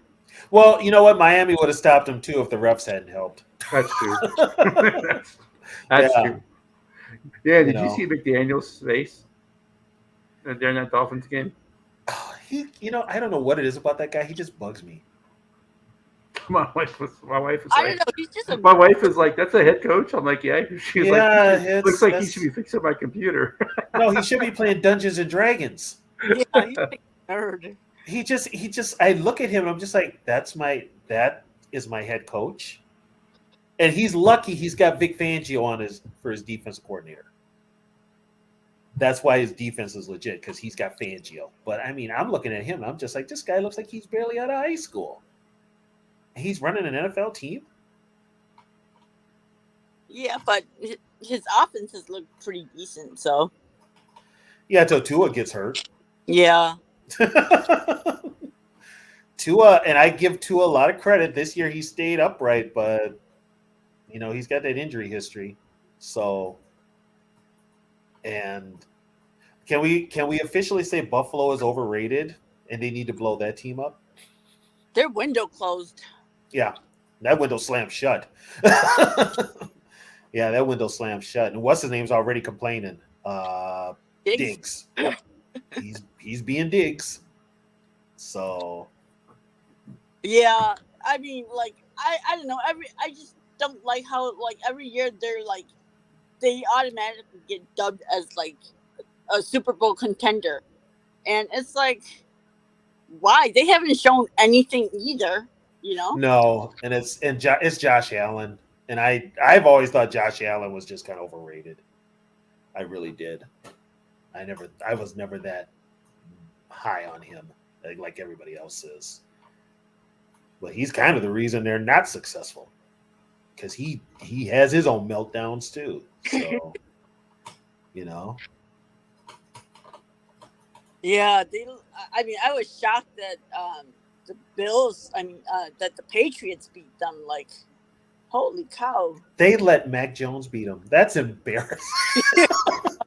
You let Mac Jones beat you. Yeah, because I mean, the Patriots have been able to score only 6 points this whole month. Yeah. Yeah, Yeah. And they let Mac Jones go out there and look like Tom Brady. God, I think the only other thing that's more embarrassing is Tampa Bay let Desmond Ridder beat them. yeah, And we're facing Ridder in 2 weeks. That's why I think the Vikings – that could be a game where the Vikings actually – the way the defense is playing, they got Bijan Robinson, who is a difference maker. he's been quiet the last couple of weeks, though. Yeah, and they're not playing him much. They're playing Algier. They're playing Algier more. Cordell is getting back into the mix, but Ritter's not throwing the ball to Pitts or Drake London. So I don't know what that is. I think Arthur Smith loses his job in Atlanta too. So there's going to be some job openings coming up, and Flores is going to be mentioned for some of them. I don't know though. I think you don't think he's still in the doghouse with NFL? I don't think he's. Oh, put it this way, I don't think he's in the doghouse as of yet. But here's the thing: when you've got like a new ownership, like they do in Washington, you don't have the same people spewing the same BS. So with that old crew, he's probably still blackballed. But also, and I tell people this, the trial with John Gruden is coming up.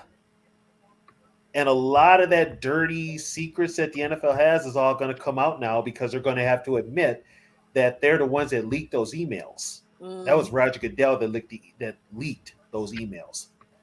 So they're going to have to do some real strategic, what's the word I'm looking for? PR. Thank you. Real strategic PR. And if it gets out and this was all true, that's a real black eye for the NFL. Real black eye. Because here's the thing. They've come up with every excuse for Eric Bieniemy not getting a head coaching job. Mm-hmm. But look at who they have hired for head coaching jobs. McDaniels. McDaniels. And here's the thing. McDaniels got another gig after he basically told the Colts to F off. Was it the And your Colts? Broncos. Yeah. It was a Colts. He told the F off. Yeah, it was the Colts. He was hired for like a day. I Yeah. think it was or something like that. Yeah. They had the press conference and everything. They had it all set up, and he said thanks, but no thanks. And then, but he keeps getting these jobs, and I'm like, Was that before Denver or after Denver? after. No, after Denver. Yeah, that was after. He Yeah. took the Raider job. Oh, okay. Yeah, he took the Raider job, and now I can almost guarantee he's probably going to be gone with the Raiders. So now the Raiders are going to have another opening. There's going to be about Chargers 4 or 5 coach. Chargers don't have no. They can't afford. Chargers coach is probably gone. Yeah. The Bengals coach might be gone too. Taylor? You think so? Wow.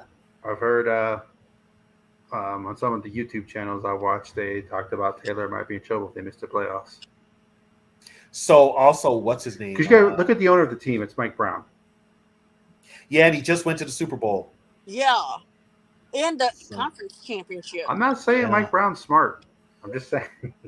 People in Cincinnati are saying the same thing. He's not. Yeah. So. So that, I mean, right there, that's damn near So 6 or then 7 openings at the The end of the 12-year-old LaFleur boy. might be gone if they continue playing like ass like they have. Who's that? LaFleur and Barry. Joe Barry and LaFleur. Oh, Joe. Yeah. Would the Belichick Packers may get? retire. Would the Packers get rid of LaFleur? I don't know. I'm going to say no because they're like he's finally got his team. He finally has his players, which I don't care. They can keep LaFleur. Which they, you know, keep him that long because his players and his team suck. I would say never get rid of him. Just like Yeah. when the Packers got rid of McCarthy, I was like, damn it. Well, and McCarthy got lucky. He had Rodgers. Yeah. He also had Favre. Yeah. You know, so he was lucky. Look at what he's doing in Dallas. Mhm. You know, it's like, It makes a huge difference. yeah, that's a job I would never want. I would never want that Cowboy job. I Nope. would never No, want it's too much pressure. I would never want Jerry Jones looking over my shoulder and then going into the presser and just basically throwing me under the bus for my Yeah. decisions. It's like, do you want me to coach the team or not? Staley Big- and McCarthy's jobs. What are about the Bills head almost coach? Fired too, and him too. Yeah, Sean. McDermott is another one. McDermott is Because another Bills one. have not looked good this year. The surprise could be Belichick. He might retire. He might retire. I don't think they'll ever fire him. He'll retire. No, but I think what's his name's put it out there, Kraft, Yeah. that if things don't change, he would prefer to give him his walking papers. You know. But you How many can't- more games does he need to beat the record? the Patriots were awful before they got Brady. That's a good question. I got to Well, look that up. Belichick and LaFleur proved that it was mostly their Hall of Fame quarterbacks because once Brady left, once Rodgers left, look at their teams. Well, the question to the answer was it Belichick or is it Brady? I think we all know the answer. It was Brady. It was Brady. Because Well, and here's a kicker: Brady goes to Tampa Bay, wins the Super Bowl. So he's looking at Belichick like, "Ha, guess what, motherfucker? It's me." Belichick has done nothing. Belichick has done nothing, not a thing. But it was nice to see Brady go into Lambeau Field and beat the Packers for Yeah, that championship. Yeah. It was nice. But I never liked Brady until towards the end of his career. Then I learned to appreciate. You know what? I never liked Brady only because he had rule changes that benefited him. He had 2. Yeah, Yeah. the one Two rule that changes. can't hit the quarterback below the knees. The knee rule and the tuck rule. Yeah. Yeah. You know, other than that, I wouldn't. But that's probably Kraft. Well, he's on the competition committee. Yeah, so that's probably Kraft causing those rule changes. You know, only time they do a rule change to benefit the Vikings is after it screwed the Vikings. The 09 championship. Yeah, When they Yep, changed I the mean- overtime rule. right. So I mean, you know, but yeah, I mean, so put it this way, KLC will be back depending on what he does. He's got 2 more years after this. Still doesn't have his quarterback. What? So There might be more head coaching jobs open than there's which is why coach- I think Beeflo's one and done, I think. unless he's still blackballed. Well, what are we ranked now? 15th. Yogi has Yogi, command. what are the Vikings ranked He's got defensively? command central over there. I think in the 15 range. 15. Okay, They definitely Which ain't is- 32nd like they were last year. they're not the definite. Thank God. Can you imagine if we had this defense this year with last year's team? We probably don't have the one-score games. yeah. Probably You the know. And 49ers probably too. make it further into the playoffs.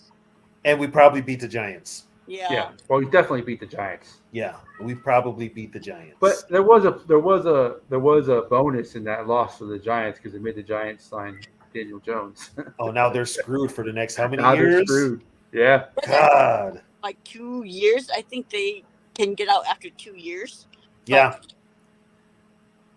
That's yeah. like It's a dude who like, ooh, Well, isn't that the dude that broke away on that really long run and got tackled by the turf ghost or some shit like that? yeah, He yeah, He just basically went down. Yeah. I'm like, wait a minute, who hit him? So Quasey's first draft was a total bust. Mhm. His second draft is looking pretty good though. Because of Addison. Right. Oh, what's his name? Roy I'll tell you what. Jacqueline Roy looks good. Yeah. He looks good at the nose tackle spot. You Blackman know who else hasn't looks played. good? Blackman This has hasn't got to played be a much. Brian Flores effect or our new defensive line coach. I'm not sure. We don't have the same D line coach we had last year, right? It's Chris Rumpf. He's not that good. But so it's got to be the Brian Flores effect. Bullard has been good this year. Bullard goes wherever Flores goes. Yeah. Yeah, Bullard knows Flores' defense, so he knows what his exact. The only real bad spot is Dean Lowry. I mean, he is just a. Well, he made a play tonight. It's one play every 3 games. What does he got? Like one tackle on the year? I think he makes a play once every 3 games. It seems that's what it seems to be. So is that better than Davenport?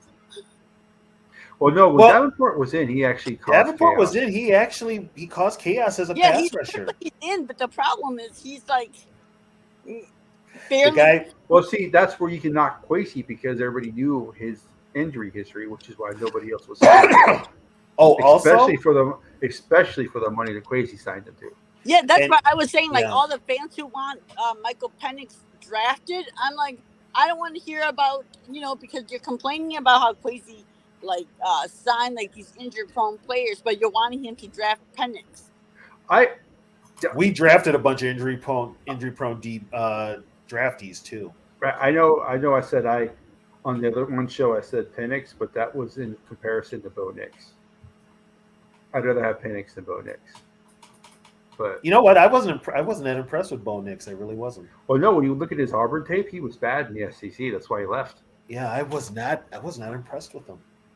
But I mean, this year we've got a quarterback that we'll probably never see play, which is Hall. That's the problem. Yeah. He might. Who knows? He could be the one.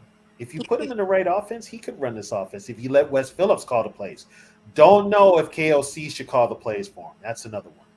I'm still on the fence with KOC play calling. I'm still on the fence with it. So the changes they should make is have Madison go back to the 2, have Akers start. Yes. Have Powell be the number 3 when JJ comes back and not KJ. Keep Leave Reisner Reisner in left guard. at left guard. Yep. Right, bruh. How refreshing is it to talk about a game where Ed Negron has not crapped the bed? Is he Who? finally clicking? Is it finally clicking for Ingram? We didn't. The we last didn't 2 have- games, we They have not haven't talked called about him. his name, Right. so something's going on. And you're not, and everything you're hearing, like with the Vikings in general, like run offense. I'm just like, how do the Vikings this good on a run offense? Well, they don't run the ball that much, but when they do run it, they get success. Right. That's why I think they should keep running the ball. But the fact that you're not hearing Ingram false start, knocking the ball out of Kirk's hands, or running into players and all this other, that tells you something right there too. So, which also brings up another one. That's why you play in preseason. Yeah. So I mean, that's we can bind him. Should be starter at safety if he's not already. But I think they run three linebackers. I think they run three safeties. I think Metellus is kind of a linebacker safety, kind of a Right. rover. because Pace and how do I brain crap? Hicks. Hicks are the starting linebackers. Well, and here's the thing now. The Vikings were playing a 4-3 most of tonight because they had Daniil Hunter in a 3-point stance, lined up at defensive end. Him and Jones and one of them. Yeah. So they weren't lined up in their linebacker stance, and the one that was kind of rotating between nickel and 4-3 was Metellus. So yeah, they did play three safeties, which is what they were going to do with Lewis C. I say we try to trade C and see what we can get for him. Maybe he just needs a new fresh start somewhere else. It could be, but I mean, he's still going to have to get his head in the books. Because I know Harrison is old, but he could probably play 1 or 2 more years. Don't say that. Um, Don't say that. No, this is you're getting a lot out of Harrison now, and this is probably you can't keep Harrison any longer than now. but so Lewis C kind of has to play then because they don't have anybody else. Well, don't forget they drafted Oh, they Jay had Ward, Ward. but he hasn't been on the field. Yeah, because he's been overshadowed by Bynum and Metellus and Smith. I remember people wanting to get rid of Cannon Byron. I'm like, why? Well, now because he didn't play bad against Kansas City. No, he hasn't. He didn't play bad last year either. No, he's So just. I don't know why people wanted to get rid of him. And tonight he gets 2 interceptions. Which Yeah. I think this is the first time we've had 2 interceptions in a game by one player. Well, in I think it's years. the first time they've won the turnover battle all year as well. It is. No, we won against Chicago last week too. The turnover battle. I thought it was 1-1 last week. No, Chicago had 3. Oh yeah, they had 3. Yeah, they did. That game was so bad, I forgot about it. Yeah, that game was just that's why I was kind of like I want to see what they do with this game tonight. Yeah. Because we beat a bad Bears team. Well, and tonight I like the fact that after we scored, we didn't go 3 and out. We kept pushing, and even if it was a field goal, it's still better than a 3 and out. Well, was the Vikings 70% on third down tonight? Yeah, they were. Which I'm kind of like, what the hell kind of defense was the Niners calling that? Man to man. They couldn't get. They went man. Our tackles are the best tackles in the league. Yeah. They're the best starting trio tackles. Maybe the Eagles could make a claim to that, but other than the Eagles, Well, the Eagles could because they jump off sides every play. But I'm saying Darrisaw and O'Neal are the best tackle tandem in the league. Yeah, I mean, I counted last night. Lane Johnson, he jumped off sides like 6 or 7 times, never got called. And then Darrisaw did allow pressure tonight, his first in 2 years, but it was supposedly against one of the best defensive ends in football. That was the only time you heard Bosa's name all night. Yeah, it was against Bosa. Other than that whole line was silent. Yeah, you didn't hear Armstead. You didn't hear Hargrave. Hargrave. The defensive tackle made because he's playing over Bradbury. He made a couple of plays. Hargrave, but other than that, Reisner, and you didn't hear nothing from Reisner and Ingram. You didn't hear holding. You didn't hear nothing. Did we even get a holding call? No. Nope. No holding. No. I think they had one false start, but that was a tight end, I think. That was on Oliver. Had a holding call. Oh no, yeah, they had the false start on the center. Oliver had the holding call, and then he had the false start down there when they did the scrum. And then Bradbury had the center when he didn't snap the ball. Right. So other than that, that was it. Wow. Jeez. So I don't know what the hell this offensive line has all of a sudden. But if this offensive line continues to play like this, what do we always say? You give Kirk Cousins a pocket, give him protection. He's one give of the him a best pocket, he'll kill you. He's one of the best quarterbacks in the league. Yeah, you give him a pocket. If everything works out right for Kirk, he's lethal. The problem is he doesn't improvise. He can't improvise. He made some plays tonight. Big missed throws on those missed touchdowns too, though. Yeah, the one to Addison, he completely missed that play, and that yes, he threw a bad pass. But the second one, Like I'm even watching like some of the post game stuff, like on NFL, and they're all saying the same thing that Troy Aikman said on the broadcast. Mhm. Yes, Kirk Cousins did throw a little bit behind him, Mhm. but Addison, if Madison was a wide receiver, Yeah. that would have been a touchdown because the wide receiver knows to throttle down in that situation because they can see the player coming. He's like most running backs just keep running, unless they're like CMC or something. But he says if it was a wide receiver, that probably would have been a touchdown because they know to sit in that little area. Well, In here's fact, my thing. Why are you throwing to Madison in the first place? You don't let him run the ball. Why are you I throwing think to he him? was the only one open on that play. I think that's why they threw it to him. Hell, he could have threw it away. He threw it right between two Niners. It could have been a disaster. Yeah, I mean, all quarterbacks need back throws, so I'm not going to kill Cousins for his bad throws. But how about the sidearm throw he made tonight? How about getting out of that sack in the fourth quarter? I thought he was sacked on that play, on that third down play. I thought for sure I he thought got he was sacked too. I don't know I how thought the he hell was he got out sacked. of it. It's like what's so infuriating about him. Like, God, dude, you can be so good. Just get Mhm. out of your ass. That's why, His inconsistency is Yeah. yeah, what is screwing that's with what us. makes him. Yeah. That's what makes him the top around top 15 or so. If Yep. he did what he did tonight all the time, he's definitely top 10. Or like Now- at least 90% of the time, you Yeah. know? Yeah. Now here's the thing: the way he played tonight, what Kirk are we getting on a short week Sunday? Right. So Kirk Cousins was 9 of 12, 183 yards, 2 touchdowns on third down tonight. Yeah, see, and that's whatever defense the Niners were running, Kirk picked apart. He did. I know. I was like, did somebody change Kirk's clock? Does he know that it's Monday at 7:20? Yeah, does he know we're on national TV on a Monday night? On a Monday night? I mean, does he know this? But yeah, I mean, this is like for a Viking fan, these are the games that you want out of Kirk all the time. Or at least most of the time, 90% Right. of the time, you know? Yeah. Right. You can't expect him to play top Right. 100% all the time, but yeah. But I think now, as this defense now is gaining more confidence, Kirk and that offense have a bad game. This defense might start picking up the slack and be able to keep them in it. And they're getting confidence week after week after week. So whatever Flores is teaching them, whatever Flores is showing them, they've bought into. That's why I'm not worried about the next games. Like I said, the Bengals and the Lions are the only two teams that scare me because they have offenses. But here's the thing with the Bengals. They're not playing good. They're not playing good, and that defense is horrible. Yeah. And JJ should be back by then. Yeah. Well, the Lions are the only team that they're the Lions, so they don't scare me.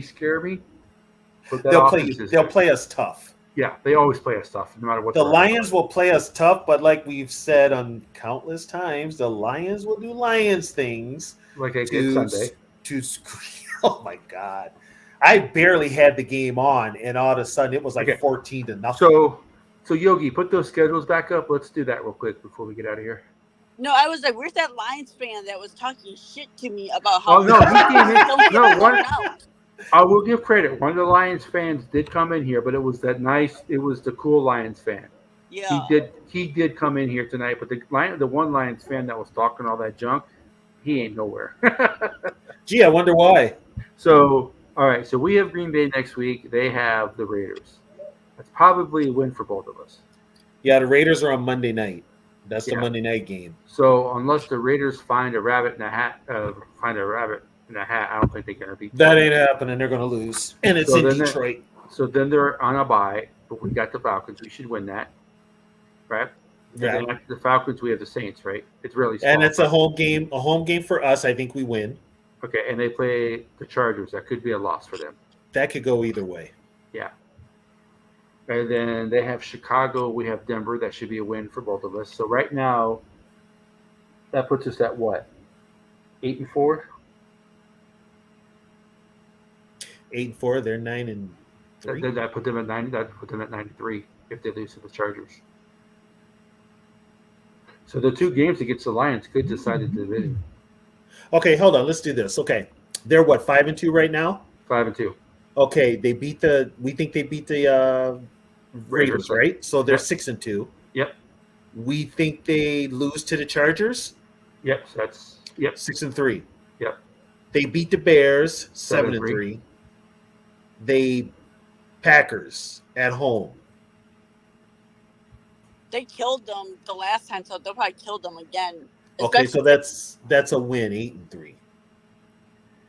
Then they go to the Saints. Yeah. Ooh, So that's 9-3. 9-3. Then they go to Chicago, 10-3. They got Denver at home, 11-3. So when they play us, they'll be 11-3. Right, and then we should be 10-4. Right.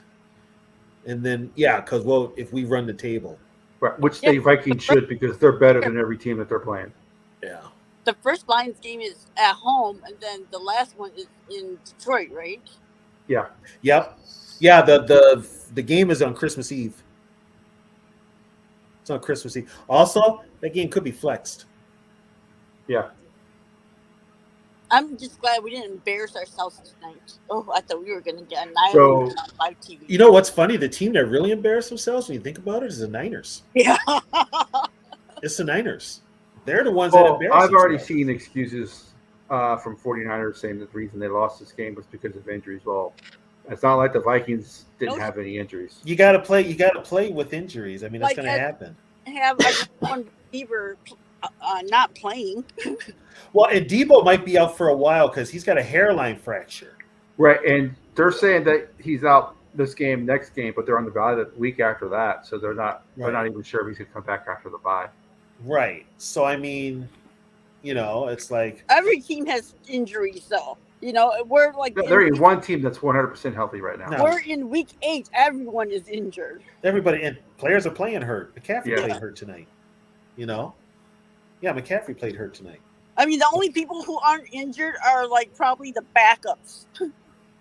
Special Yeah, teams. unless they did like Nick Mullins and got hurt in practice.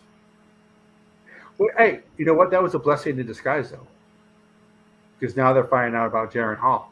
Yeah, that's true. Because Jaron Hall would not be getting the snaps he's getting in practice if Mullins doesn't get hurt. Don't get me wrong, I like Mullins, but he's old. We know what Mullins is. He'll We make don't a know. nice backup quarterback that you don't have to like worry, like, oh man, like. So I'm hoping that they do blow out one of these teams, like the Ravens did, so we can see Jaron Hall.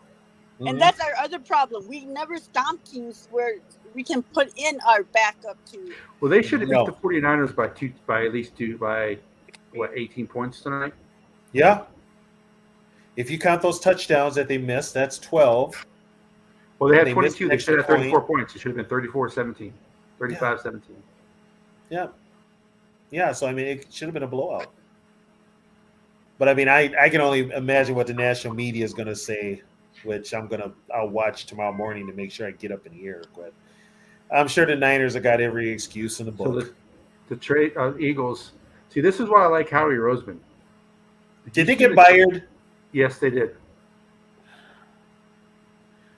Okay, NFL teams, the Eagles don't need any more players. Stop trading them to Philadelphia. Who did they just acquire? They got all pro safety Byard. They got Byard from the Titans. Yeah, Kevin Byard. I think it's Kevin Byard. Why? I believe so. Yeah, but they've got holes in their secondary. That's why I like Howie Roseman. You know what though? Whatever Roseman's doing could come back and bite him in the ass. Because a lot of these guys are on rookie contracts. He's going to have to pay them. Yep. Yeah. Yep. Hey, George, I was saying that during Justin's live stream tonight. One of our Purple and Gold for Days had a live. That's what I was saying tonight. I was like, where is the Vikings team and where do they put them and who is this team on the field? Yeah, it's his team is so Jekyll and Hyde. It just is frustrating. It's just we don't know. We don't know what team we're getting week in and week out. Yeah, Tony, you and I have been killing them all year because people are like, well, if they didn't turn the turnovers, they would be this record. Well, they turned the ball over. So that's a fact of life. So you can't say, well, the only team I can say 100% they beat, they don't turn the ball over is the Bucs. Yeah. Eagles, Which they were winning that game. yes, they were before they turned the ball over. Yeah. They were winning that game, and they were beating the Chargers. Yeah, Oh, and the Eagles too, because we did have a lead for like 10 seconds. but it's hard to say. And it's hard to say if they would have beat the Eagles without turning the ball over, though. 'Cause I Yeah, think well, the Eagles don't even do this now. With all the running that the Eagles did, they don't run the ball that much since. Well, the head coach is smart. He saw something that was working and he kept with it. Yep. Yeah, I wonder if Harrison Smith's going to get fined for hitting Kittle with the junk. Well, you know what? You know how to avoid that? Wear a damn cup. If you don't wear a cup, deal with it. Which players don't wear cups nowadays? Yogi, you know that for a fact. We don't wear cups. I don't think he will. Oh, But, Booth was on that play that CMC scored the touchdown on. I just saw the replay. What's that? Booth was on that drive where they went three down the field in 3 plays. Yeah. In 65 seconds. Yeah. Booth was on the field for all 3. Oh, was he? Oh, They just showed the highlights on NFL Network. He was on the field all 3 plays. Oh. He was the one who like got that CMC ran past on that touchdown. Oh, jeez. Well, there's an Andrew Booth sighting. There was also a Asamoah signing, but he got hurt again. Yeah, I saw that. I'm like, the first time I've seen him, and next thing you know, there he is getting off the field hurt. But I like that Flores is like just putting in players that are like. First of all, nobody's getting traded now. Yeah. Nobody's getting traded. And I don't know what Zoe is thinking about trading Darisaw. You don't trade franchise left tackles. Yeah, look how long it took us They to find don't another one. grow on trees, man. Well, but you know what? Zoe wants a franchise quarterback. Yeah, but you need a franchise. But what's the point of having a left franchise tackle quarterback if you ain't got a guy to protect him? quarterback. Look what happened to Carr in Houston. They had no protection for him. I know that, and you know that. But there's a lot of people who just don't understand. They think quarterback is everything. But like I said, He's there's not. 3 players before they won this game. I will say there's 3 players you cannot trade. You can't trade JJ. You can't trade either one of the tackles, O'Neal or Darisaw. Anybody else you can trade. Because the reason I said you can trade anybody else is because I know they're not going to trade Addison because he's a rookie. They're not going to trade Pace. They're not, there's certain players they're not going to trade. Too evil to hope you can't just draft another left tackle. Not with the athleticism that Darisaw has. Yeah. Right now, The last time we had a good left tackle was when? Before Darisaw? the last good left tackle Brian we had McKinney. was McKinney, and before him it was Gary Zimmerman. Yeah. What year did Nicky? McKinney was the early 2000s. He was part of the 02 to 10. Yeah. So I mean, it took us like 10 years to get another one. Yeah. Put it this way, and Brian McKinney's the only person to ever get kicked off a damn Pro Bowl team. Yeah. And I'm sorry, but you're an NFL star offensive tackle. You're 6'8", 395, got like 4% body fat. Why in the hell are you fighting a fucking Joe regular dude on the fucking street? Oh, dude, you know where that fight happened? It was right over here by where I live. It was at this place called Bobby and Steve's. And they had been at the and they had been at the club all night.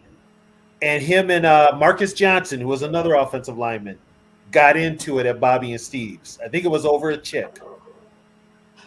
It was over a chick. It was over Sarah. I would have been jailbait then. Well, for the stories I heard about McKinney, it's a possibility. And my wife and I just watched the Jared Fogle special on ID. Oh, that dude is a weirdo. That dude is beyond weird. But My God. That's like my favorite channel. My friend calls it murder porn. She's like, oh my Well, god. I'm not going to piss my wife off because she knows how to clean up a crime scene. She knows how to get rid of the bodies. Dude, as long as if you watch that channel, you could commit the perfect crime because you got what not to do and Yeah. how to clean up everybody. I And mean, she's a nurse, so she knows how to do medical stuff. So right? it's So like- you're kind of like, I better not piss you off. That's my favorite channel, just to let you guys know. Yeah. I mean, when I'm not watching, I'll watch those like, what do they call them?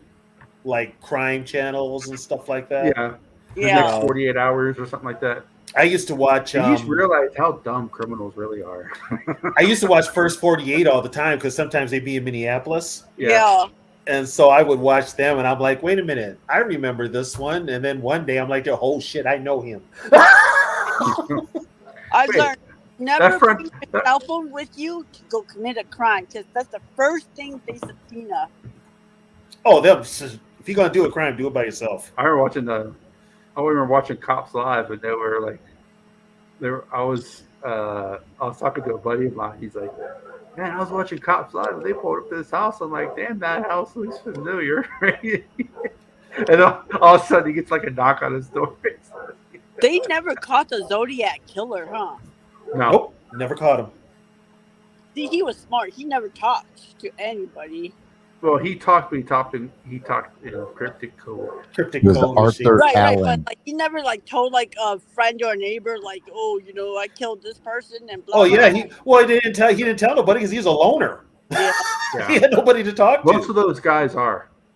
Well, David Berkowitz, he talked to his dog. Well, some people want to get caught, so that's why they start talking. Like I think Berkowitz got tired of it, so I think that's Yeah. why he got caught. I forget how Bundy got caught. Yeah, well, Bundy was stupid. He got caught because everywhere he went, he kept driving the same vehicle. He was a Volkswagen Bug. Oh Jesus! And it was the 70s too. God. Yes, so he drove the Volkswagen Bug, and when he got pulled over, they found the ropes and all that stuff in his trunk. So, Jeez. finding the left, you just can't. Like Too Evil says, just drive the left tackle easy. It's not that easy. You can't. It's not. It takes years. It does. Yeah. It takes years. So when you get one, that's why no one ever trades. Why do you think? Put it this way. Why do you think the Packers have hung on to Bakhtiari all these years? And he's injury prone. Yep. They will not let him go. Yeah. They will not let him go because they are going to have a hard time getting another one. And I mean, just about every left tackle gets injured, So I think Darisal's been on the field pretty decent. Well, and Darrisaw came in hurt. He had a hernia surgery. Yeah, that's Sports why he hernia. did. Yeah, that's why. Yeah. Yeah. So he's had his. It's like. Well, that's why Zoe doesn't like him because he's misses too many games. I'm like, well, forget that he had hasn't missed. surgery. but he doesn't really, though. He doesn't. He doesn't miss any games. Well, Zoe wants to blow up the team for that franchise quarterback. Yeah, but he also said he's going to riot if Kwesi gets fired. So I don't trust that Lions fan. Did you guys see the quote from Frozen? This is rapidly becoming a DIY felony logistics channel. Yeah, stick around. Yeah, it's in the subject. It somehow leads to that. Well, the Just Vikings. remember- I mean, they could, the Vikings when we start talking about, which we'll get to on our other show that we do, Vikings Vintage. We'll probably end up having a show talking about the Love Boat and all the off the field stuff the Vikings have done. I think our opposite line round would be good if we replace Darrisaw. I mean, not Darrisaw. If we Bradbury and get a bigger center.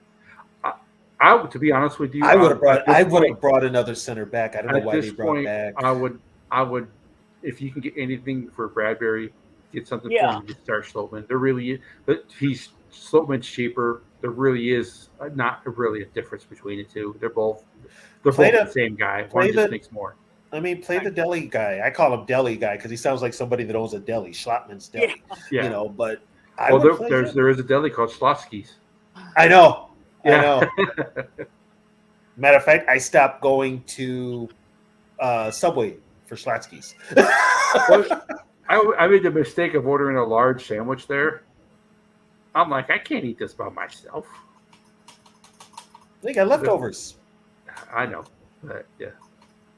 See, I'm a single guy, so if I get too much, I got leftovers for who knows how long. Yeah. So where are we standing? Are we feeling good? Are we like they're gonna blow it next week or I don't trust them. Is how I'm feeling. 8-4 at the bye. 8-4 at the bye.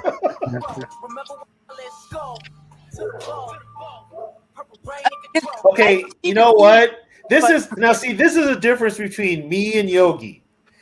You can tell I'm a lifelong Viking fan because I'm going to be like, you know what? I'm taking it 1 week at a time because this is the Yeah. Minnesota Vikings. right? Yogi's already got us in the playoffs.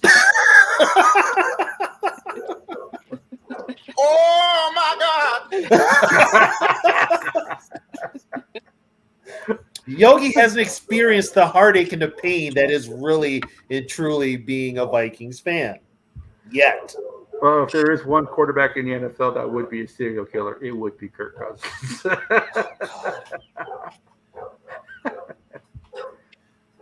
I like Perna and Grassi though. They crack me up. Grassi's actually funny. I have seen some of his No, stuff. he's the only Packer. He's the only Packer YouTuber I follow because all the other ones are just so goddamn arrogant. Yeah. Well, like Yeah. no matter how much Grassi hates us, he's like actually fair to us. The Yeah. purple incarnate of God, of Satan. Yeah.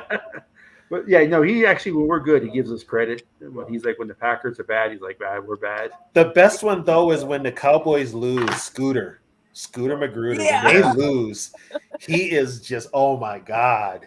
Hey, George Blunt. No, I was saying this game right here tonight was going to decide Yes. how I felt the rest of the season. The pivot If game. we would have lost this game, Trade man, everybody. if we Oh, would've- he'd have been he would have been him and Zoe would have been on there trade everybody. if we would have lost tonight, I can tell you one would've thing: if been the up. Vikings would have lost tonight, Zoe would have been on this show. Yeah. That's why I think I swear to God, his thing was hijacked. I don't think that was so. If we would have lost, that would have been ready. Trade everyone. Well, and if they had lost, they would have been ready to trade everybody. Yogi would have mocked 10 rounds of mock draft. Oh, we'd have been on mock Well, drafts hey, right now.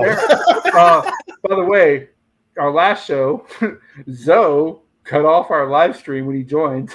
I heard we he were in cut the you off middle- when he was drunk. We were in the middle. We were in the middle of a mock draft, and we slayed that mock draft. Yeah, with a bunch of Michigan players. We took 4 Michigan guys. God. Okay, now this is coming to mind here. What is going on with Harbaugh in Michigan? He's scouting. He's recording other teams' practices. So he's basically doing what Belichick did. Yeah. What's wrong with that? Yeah, they all do it. Saban did it for years. I don't know. So this is my thing. Is there a personal event? Is there somebody that's got a personal thing against Harbaugh? I think a lot of people don't like it when Michigan's good. To be Well, honest that's with the you. thing I don't understand is like what's wrong with tape? Because I mean, like when the games are They on send you a- live, there's tape, and so like I mean, what's Yeah. wrong with like it doesn't Well, make sense. Oh, they were taping practice. Yeah. Yes, still, I mean, They were taping practice. You can blame Al Davis for that one years ago because he used to do it all the time. Because the other team sends you a tape of their last game anyway. Yeah, they don't send you a tape of practice. Yeah. That's where the problem is. But Because here now, you don't know what plays they're going to call specifically to go against you. So here's the thing now. He was sabotaged here for the head coaching gig, right? Now somebody's trying to sabotage him in Michigan? he must have did somebody dirty. Whose wife is he banging? Because that's the only reason you can get Ohio sabotaged State, like that. Ohio State coaches. Well, yeah, Because Ohio State can't beat Michigan as long as he's there. that's true. That's true. But you know what that does, though? That opens it up for him to come back to the NFL. Maybe it's an NFL person. Maybe it's an NFL personnel guy. I tell you, I wouldn't put it past. Because we all know the NFL does some shady shit to get what they want. Right. Well, and here's the thing: we fucked him over for this job. He should be our head coach. He should be our head coach, and we fucked him over. So now he's. I mean, Watch him go to Chicago. oh my god. So he's got 2 games a year to take out his revenge on the Vikings. Oh my god! And it ain't going to be with Justin Fields. It's going to be And it with ain't going to JJ be with McCarthy. Justin Fields. It'll be with JJ McCarthy. Yeah. Yep, it'll be with JJ McCarthy, and he'll bring Vic Fangio, and he'll get Vic Fangio. And then, yeah. Jeez. So, because with the Bears having a bad season, they could fire Eberflus, hire a Harbaugh, draft JJ McCarthy because they're going to have the first 2 picks. Yeah. Yeah. It's oh boy. Way to bring down the show. But hey, we did win tonight. That would be the worst scenario for Vikings fans. It would, because Detroit's not going to sustain what they're No, doing. they never have. They History never have. shown they don't. They never will. They don't. The Bears are the team that you would have to worry about. Yeah, because now that the Packers aren't going to have 2 straight Hall of Fame they're not going to have 3 straight Hall of Fame quarterbacks. No, Because even though Rodgers was not good his first year as a full-time starter, you could see that he was going to be. well, you know what something they special. did? McCarthy changed the offensive approach. Yeah. He went to the hurry up, and that worked for Rodgers. Yeah. And when they went to that, he was unstoppable. And age and injuries kind of caught up with him, but I think he wore out as well. Yeah. Green Bay. Oh, yeah. Someone And like the NFL rules worked in his favor too. Let's just put that out there. So, Sarah, what are you thinking are you thinking 8-4 as well? I don't trust them. Is what I'm thinking, because I just know that one of these they'll probably win next week just so that we don't trade anybody and then lose the following week. Well, no, because after they play because they play the Raiders after they play the Packers, right? I think they'll win the Packers. No, we played the Falcons. No, because the trade deadline is the 31st, right? And so They Yeah. could- I think if they do lose a game, then I think if they do lose a game before the bye, I think the Falcons are the only team that have a chance to beat them. yeah, but I It's don't. only because it's in Atlanta. But I think they're gonna lose a game after the trade deadline, just so that we are fucked and we can't move nobody. I don't Well, think you would move. They're not going to move anybody anyway. anyway, because if they would have Yeah. lost tonight, this was their opportunity to make trades. One thing about the Wilfs is if it's not broken, they're not going to fix it. And even if it is broken, they'll wait till the end of the year to do it. They'll go out the season with what they have, unless it's something major that they need. Right now, and you got Reisner, which you needed a lineman. So Reiser steps in. Reiser looks good. Now that means that you're probably, if they do keep Cleveland, you could very well see Reisner and Cleveland splitting time. You could, or they do move Cleveland. Yeah, that might be the only trade they make. Yeah, it's and Cleveland wants to play tackle. He's not a guard, so he wants to play tackle. So you're gonna have to find a team that's looking for a left tackle, and there's a lot of them out there. They're sure. Would he play? Did he play left tackle or right tackle? He's a left tackle. Was he a good left tackle though? Or Where'd he played go? for Boise State. So Boise it's hard to say. State. He wasn't too bad. Mm. He wasn't too bad. But it's not like he was an SEC tackle or an ACC No. tackle or anything like that. And sometimes, and Boise State's been known to put out some decent offensive. Yeah. line. Well, I mean, our running backs from Boise State too. Like I said, they've been known to put out some good players. He's a great two. He's a phenomenal two. Yeah, he he's should not be a, back He's to not two. a one. He's He not should a be one. back to 2. New England needs a left tackle. Who does? New England, they need a whole new O line.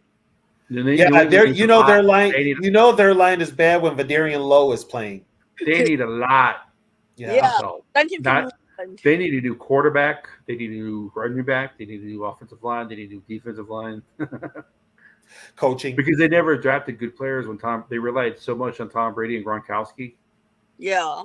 Yeah, they did. It was all a system. It was a system. Yeah. So they could plug and play. You Yeah. know, but yeah, now they need to make those changes. Is it better or worse than owners who don't even bother to watch games? The thing with the Wilfs is they are football fans, Yes. but they are Giants fans. But here's the thing: they're kind of running the Vikings like they noticed how the Giants were run back in the day, and that could be a problem. Yeah. We also have to deal with the fact that there's only one Wolf that's in town, and that's And Mark. that's Mark. Yeah.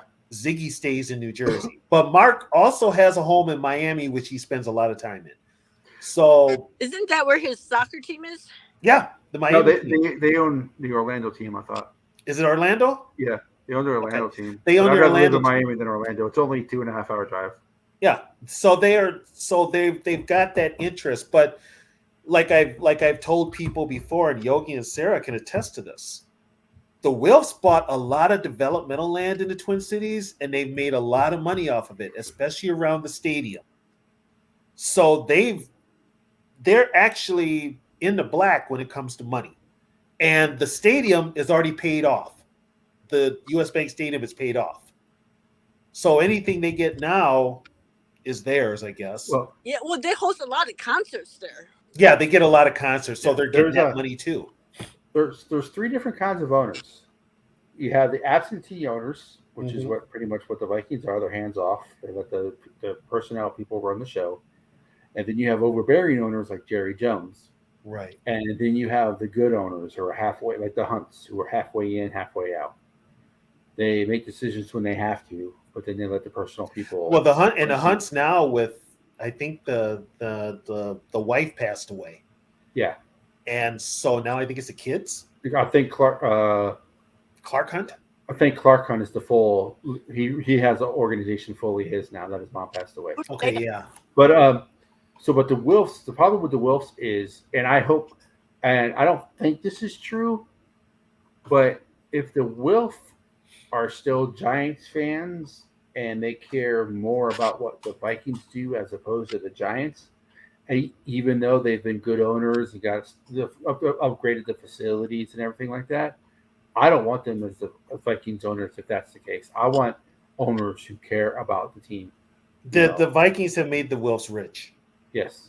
I take that back. The state of Minnesota Yes. has made the Wilfs rich. And contrary to what people, if you ever hear anybody say, "Oh, the Vikings were going to LA," they weren't going to LA. Because that would have meant if the Vikings were moving to LA, that meant the Wilfs would have had to pay for that stadium out of their own pocket. And that wasn't going to happen. They don't got Kroenke money. They don't got Kroenke money. So yeah, and now the fact that the state U.S. Bank is paid off, 7 years ahead of schedule or 12 years ahead of schedule? The Bears may win Sunday night. Justin Fields is doubtful. Wait. Who the Bears playing? I don't know. But it just says Fields is doubtful for Sunday night. So Yeah, Badgett's gonna start. yeah. Fields isn't playing. But I mean, so the Wilfs, they've been willing to spend money. We know that. Yeah. But it's where they've spent the money and how much money they kicked down the road that put us in this problem right now. So, like I said, I mean, Kirk is on the books next year. Hunter's on the books next year. Davenport's on the books next year. And 2 or 3 of those guys could all be gone. All three of them. I wouldn't mind if we re-signed Hunter. I like him. I would bring back Hunter, but I'm a defensive guy. Yeah. So for me, you get rid of Hunter, you automatically have no pass rush. Yeah. Like, I mean, So- between the three of them, Hunter would be the one I brought back. Right. And so we got so many players on 1-year deals this year. We're not going to bring everybody back. I'm sure one of them is gone. DJ Wanham is gone. He probably wants to start. He's going to want to start, and he's put in the years where he could get looked at as a starter. But I mean, Davenport's probably not back. not with his injury history. He hasn't gonna- looked good until this year, though, playing under Flores and playing next to Daniil. Yeah, he had like 9 sacks 1 year, but he was playing. He was a down lineman. He was basically an interior lineman, and that was on a not very good Saints defensive front. The only pass rusher they've had consistently is Cameron Jordan.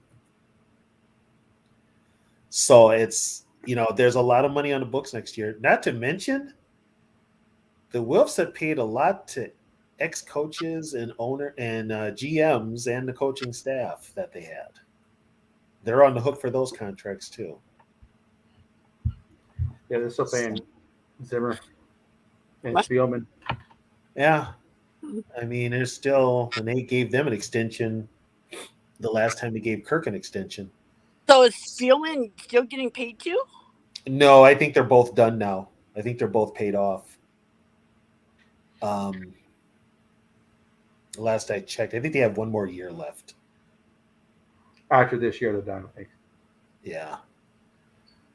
So, but yeah, I mean, that's why you brought Quasi in to kind of be the analytics guy and kind of fix everything as far as analytic wise.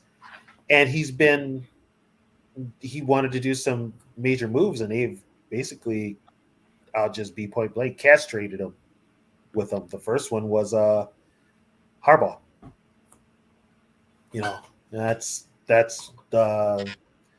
That was a hatchet job. And then the second one was when he wanted to draft Jamison Williams, and they talked him into trading down to get Lewis Seen.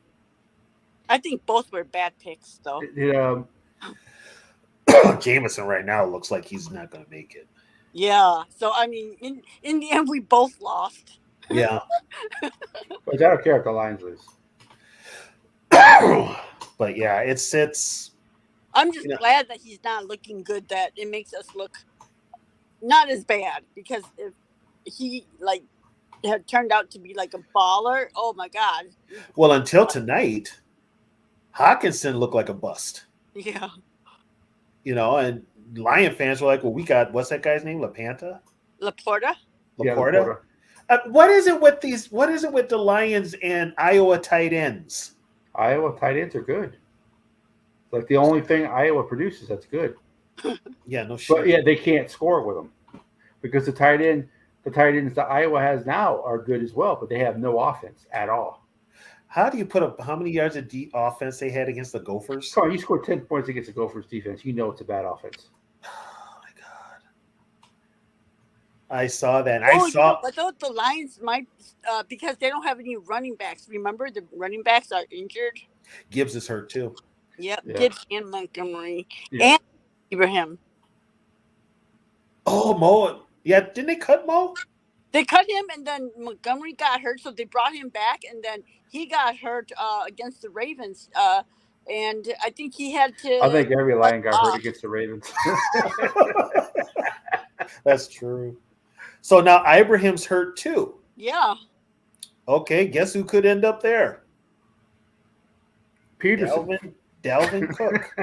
Oh, Watch the Lions side Adrian Peterson. It could be Dalvin Cook. I think Detroit's looking to shop him. Dalvin could end up with the Lions.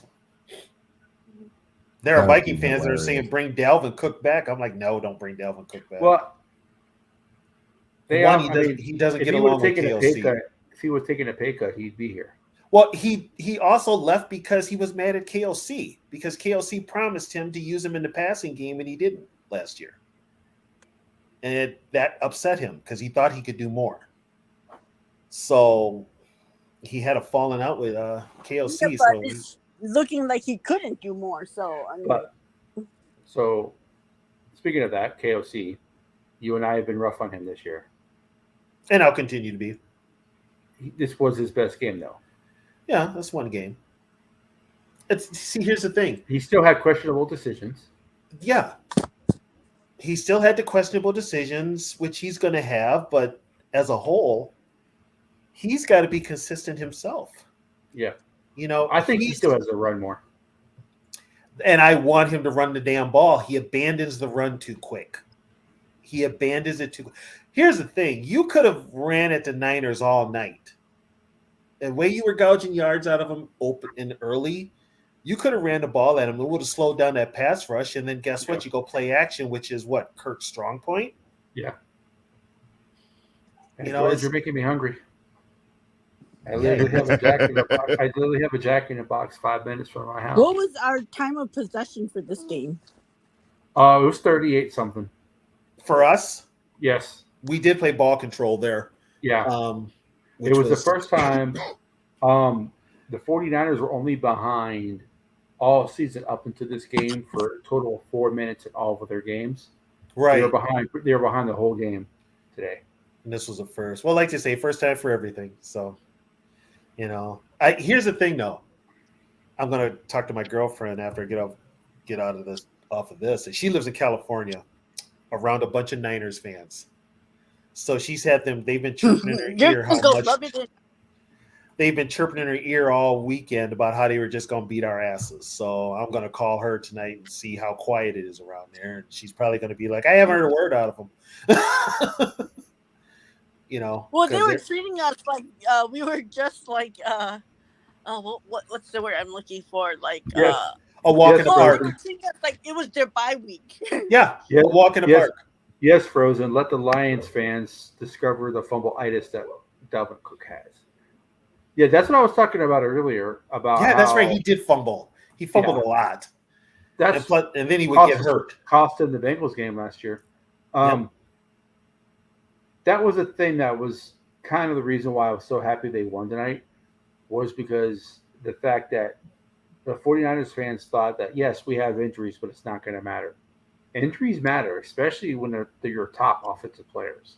Well, You and know, I'm going to be honest. The reason I didn't pick the Vikings was because the Niners were just a better team, more aggressive. They they weren't played tonight, though. tonight. They weren't, and I was shocked. Tonight they were literally the Vikings.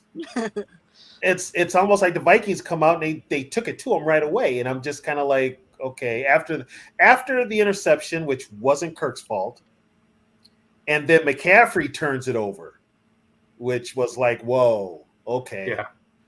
After that, it's like the offense settled down, KOC settled down, and he started to take it to him. And I was kind of like, what Viking team is this? And I was like, this isn't the Viking team that we've Cousins been watching all playing year. well on a Monday night. Yeah. I'm like, I know it's not Halloween, but damn. I mean, this was one of those games where you have to ask yourself, where the hell have you been all year? Yeah. Because if they would have played like going back to it, I think this is what was frustrating for a lot of Vikings fans is you saw what the team was capable of tonight. If they play like that all the time, they would be in the same conversation as the Eagles and as the 49ers. They don't have the depth that those teams have, but they have the capability to play at that same level. But if you play at that same level with what you do have, that means you've overcome a lot of shortcomings. Yeah. And you can't take this team lightly. See, last year we had a lot of luck. Yeah. A lot of luck. This year, if this team, put it this way, if we play the next 4 or 5 games, I like think we they're did better tonight, than last year, and their record's worse. defensively, I think they're better. If we play, here's the deal: if we play the rest of our games up until our bye, like we played tonight, They're not losing. they're not losing. Yeah. They're not losing. Matter of fact, they probably win the division, and depending on, they'll get home field. If you win the division, you get home field, at least one home playoff game. Right. So I mean, they will go to Philadelphia for the championship game. We've seen it 1,000 times. Somebody's got to knock off Philadelphia. That's all. We got to end the 6 consecutive NFC championship losses as well. What do we got? 7? What do we got? The Vikings have been to 11 NFC championship games, and they've lost the last 7. God, have we been to that many? Mm-hmm. Hold on. In the history of the Vikings, they've been to 11 NFC championship games.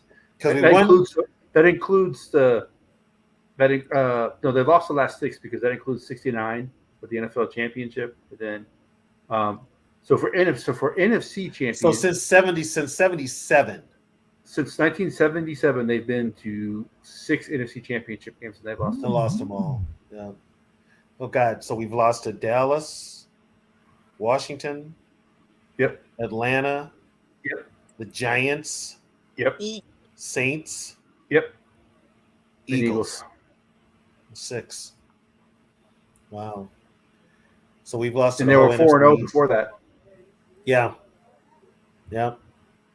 beat the Rams twice. Yeah. But yeah, I mean, it's like Sarah said before. Which Viking team are we going to get? Hey, It's the Twins ended their streak this year. yeah. And then he went to Houston and completely shit the bed. But Well, that was more of I would have been even okay if it was anybody even, but Houston. I just even can't the stand Astro Houston. fans were like, we got some balls and strikes and balls that should not have been called the way they were. They But always do. the Astros lost tonight. Oh, did they? Rangers were in the World Series, Sweet. and the National League went to 7. They're playing. Yeah, they're going to 7. Yeah, So, but they're going to 7. hey, streaks end. The Yeah, NFC Championship and the Super Bowl streak has got to end sometime. I guess if they're gonna make a run, I'd rather have them make a run towards the end where they get hot at the end and go into that playoffs. Yeah, hot. and instead of fizzling, you start out hot early and fizzle at. See, the Eagles have started out hot early. Yeah. So you hope they fizzle at the end. And their schedule is way harder than ours. Oh yeah, they have a brutal schedule coming up. They're playing all the top teams. Yeah. But you know what? They've got the refs on their side. That's true. They really do. I hate to say that, but they San Francisco might lose next week too. Who do they play? Bengals. Bengals. Yeah, the Bengals. They could lose that game, depending on what Bengals team. Is that home or Cincinnati? It's in California. It depends on what Bengals team shows up too. Hey, here's the thing: Debo's not playing. That hurts their offense. He's not. Yeah, and that hurts their offense. And Williams still may be out. Yeah. So, and this loss probably humbled them and brought them back down to earth. Oh, should at least be, Especially Shanahan. Which, here's the funny part. After what Shanahan said, that the Vikings were too physical, that when, KLC came out and said that the 49ers were too physical in that joint training camp they had, who's physical tonight? It's KLC and the Vikings. It was just like a change of attitude. It just was, which was nice to see. So, but you know what? It's a win. Yeah. Do we take it? Yes. It's better than the L. I mean, we can still find faults with the win, but a win is a win. Put it that way. Plus the 2 bottom teams of the North won. So, I mean, it makes us feel good. See, George, normally I would agree with you that after a win like this, you have the chance for a letdown, but it's Packer week. It's the Packers, and they're not the same Packers that they've always been. Yeah, and I mean, I don't know, because the Niners weren't looking too impressive off of that Browns loss, too, so it wasn't like we beat, this unbeatable team. They were right. That's what caused the fight. Neither one of the top teams in the NFC look all that indestructible. They both look like they can be beat. Well, the Vikings beat one of them, and they almost beat the other. Yep. Could have beat the Chiefs. Yeah. We could have beat the Chiefs. We had our chances. That's the thing. We've had our chances in all the games, and for whatever reason, I know last year we got the bounces. This year we're not getting them. But yeah, but then our defeats this year are more at least we lose with dignity, not like last year where we got ass whooped. Oh yeah, last year was. That's why I told people last year that last year's team don't look at the games they won, look at the games they lost and how they lost. Yeah. Yeah, because that told you more about the team. They lost. They lost to the Lions by double digits, right? Yep. Yeah, and they lost it. I mean, Dallas beat us 40-3. Dallas destroyed them. Dallas was 40-3. Green Bay was what 40 something to 17. Yeah. And then the Bengals lost was the only close game they lost. And that was what 24-7. Yeah. Yeah. So I mean, and that told us everything. But like we said earlier, if you put this Flores defense on last year's team, completely different. They probably win more. They probably win games by a couple of touchdowns. Yeah, we probably might have made it to the conference. Well, definitely would have beat the Giants. Definitely would Yeah, have beat the Giants. the 49ers were good last year. The only Yeah. reason the 49ers lost in the championship game is because Purdy got hurt. Purdy got hurt. You know, Because they were, I think they were beating the Eagles when he got hurt. I think they were tied. Yeah. Were they tied or something? Something Yeah. like Frozen yeah. North. Akeem Nicks. Get on my bandwagon. Let's get him in here. Get rid of Lowry. Let's get some Akeem Hicks in here. I don't care what anybody says. We need some Akeem Hicks in the building. You know what? Here's the deal. If the Eagles could get some games out of 30-some-odd-year-old and Dominican Sue last year, I think we can get something out of Akeem Hicks. Yeah. And he would help. But who do you let go? Lowry. Well, that was unanimous. What the hell? I had so much. I'm like, oh yeah, they got Lowry. He was pretty good. Pat, let's see what he can do. He didn't. I mean, I heard we got him. Casper. Well, and he's who signed him was Mike Pettin. Yeah, he's a Mike Pettin sign. So, I think we need to stop signing Packers old players. Well, we need to stop taking their coaches too. And Mike Pettin is also the assistant head coach. Don't ask me how that happened, but he's the assistant head coach. Yeah. So hopefully this team get this game set them straight and put them on the right path. That's all I'm hoping for. As a Viking fan, that's all we can hope for. Yeah. Maybe they're finally gelling. I mean, I see the defense finally gelling, but that offense is so untrustworthy. Now, and guess what? It's a flip-flop from what we were saying at the beginning of the year. We trust the offense. The defense is the question mark. Now, middle of the season, we trust the defense and the offense is the question mark. And that falls on KOC and his play calling right there. Hopefully you just want them to put together one game. Well, and it just doesn't make sense with all these weapons that you can't blow anyone out. It just doesn't make sense.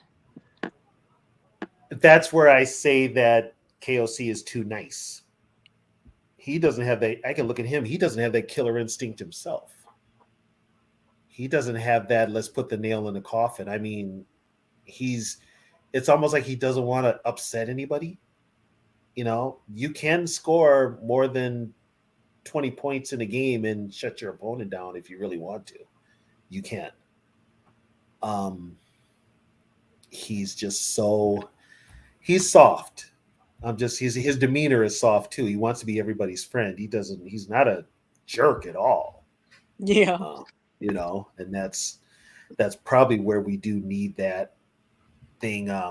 We need that whole, you need a coach to come in here and kind of kick some players in their ass because some players need it. So Hicks can play. I didn't say Hicks can't play, but when you're on the D line and you're 30 some odd years old and you've got injury history, it's probably going to take him. I mean, he hasn't played. Correct me if I'm wrong, Yogi. He hasn't played since last year, right? Who, Hicks? Yeah. He played last year. Yeah, that's it, though. He wasn't in camp with nobody this year, and then he got hurt last year with Tampa Bay. Oh, yeah. Akeem Hicks. I Yeah. thought you guys were talking about Jordan Hicks. No. Yeah. Yeah, he was with Tampa Bay.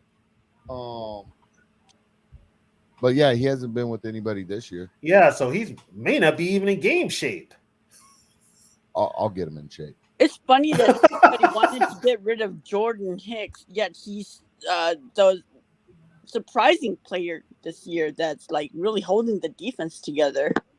Yeah, he's calling the defensive plays. Yeah. He feels comfortable. Jordan feels comfortable. And I think I give Flores credit. Flores might have kept the defense simple, and it's not as complicated. I think Donatel probably put a bunch of things in there last year. I don't know. Donatel was even hired before KOC was last year, so that was a rush job. But Donatel should have even had the job. But Flores has got this defense, and they're young, and they believe. they're listening to him and they believe in him. Whatever, no matter what Tua says about Flores, the defensive guys believe in him. So I'm making a quarterback, a future is bright poster. who's in it? Has drank the Kool-Aid to that point he's making. I got Drake May on it, Bo Nix on it, Michael Penix, and I'm going to put JJ McCarthy on it. JJ McCarthy. For those of you that are in here, I just put my channel's link in the chat. If you can go there and give me a like and subscribe, I appreciate it. McCarthy is the one that I would draft. You could actually get McCarthy in the second round. I would want him in the first. I don't know if that's possible now with the way he's been playing. Who's that, McCarthy? Yeah. Somebody's going to grab him in the first round. You want him to draft him in the first so you can have that 5th-year option, though? Yeah. Yeah. Mm-hmm. That's why I want him in the first. But then would it be an overreach, That dude had 14 RBIs in the chain. Wow. No, I'm talking about I'm still on the train trade KJ's ass to the Eagles. I don't think they will though. The Eagles are not going to take KJ Osborne. Or a team like Carolina would take Carolina would take him, but what does Carolina have? Just send him to a good pick. True. I don't care what round it is. It's gonna be one of the first picks. Yeah. Hell, I trade him to I trade KJ for a 5th. Trade him to the Giants. Yeah, they need receiver help. Yeah. Trade him to the Giants. But they won't though. Why not? Because they just won. Oh, they beat the Redskins. I mean the Commanders. Big deal. No, I'm saying Minnesota won't trade him. But we don't need him. Well, here's the thing: we don't need him now with Powell, and but I know what you're saying. The Vikings want to stay status quo. Yes, that's the problem. If this train keeps rolling, they're not going to change it. I mean, that's the one place that we have depth at is at the wide receiver room. Oh yeah, we're great when it comes to fantasy football spots, but when it comes to like real positions like O-line and D-line and shit like that, we're in trouble. No, I'm just saying like the wide receiver room is the one area where we have depth in where we could afford to get rid of KJ, Mm-hmm. I got to get this rating for you, Tony. What? What would you rate Bynum's worm tonight? What do you mean, like a Pro Football Focus? No, rating? His worm, his celebration dance, his worm that he did. His worm? Yeah. That's pretty good. It was. I have to give him credit. That was watching, pretty good. What was it? Was it Breakdancing Boogaloo, the movie, or was that? Yeah, he looked like he fit right in Beat Street. I mean, he did. I mean, and in equipment. Yeah. In football equipment. So did you see the other celebration? When they lifted Evans up in the air and they were kind of doing like they were kind of walking under him like he was a limbo. Oh, they didn't do like that limbo thing, did they? I think that's what it was. Yeah. For God's sakes, they did that last year. The offense did. Yeah, they did. So the recycling celebrations now.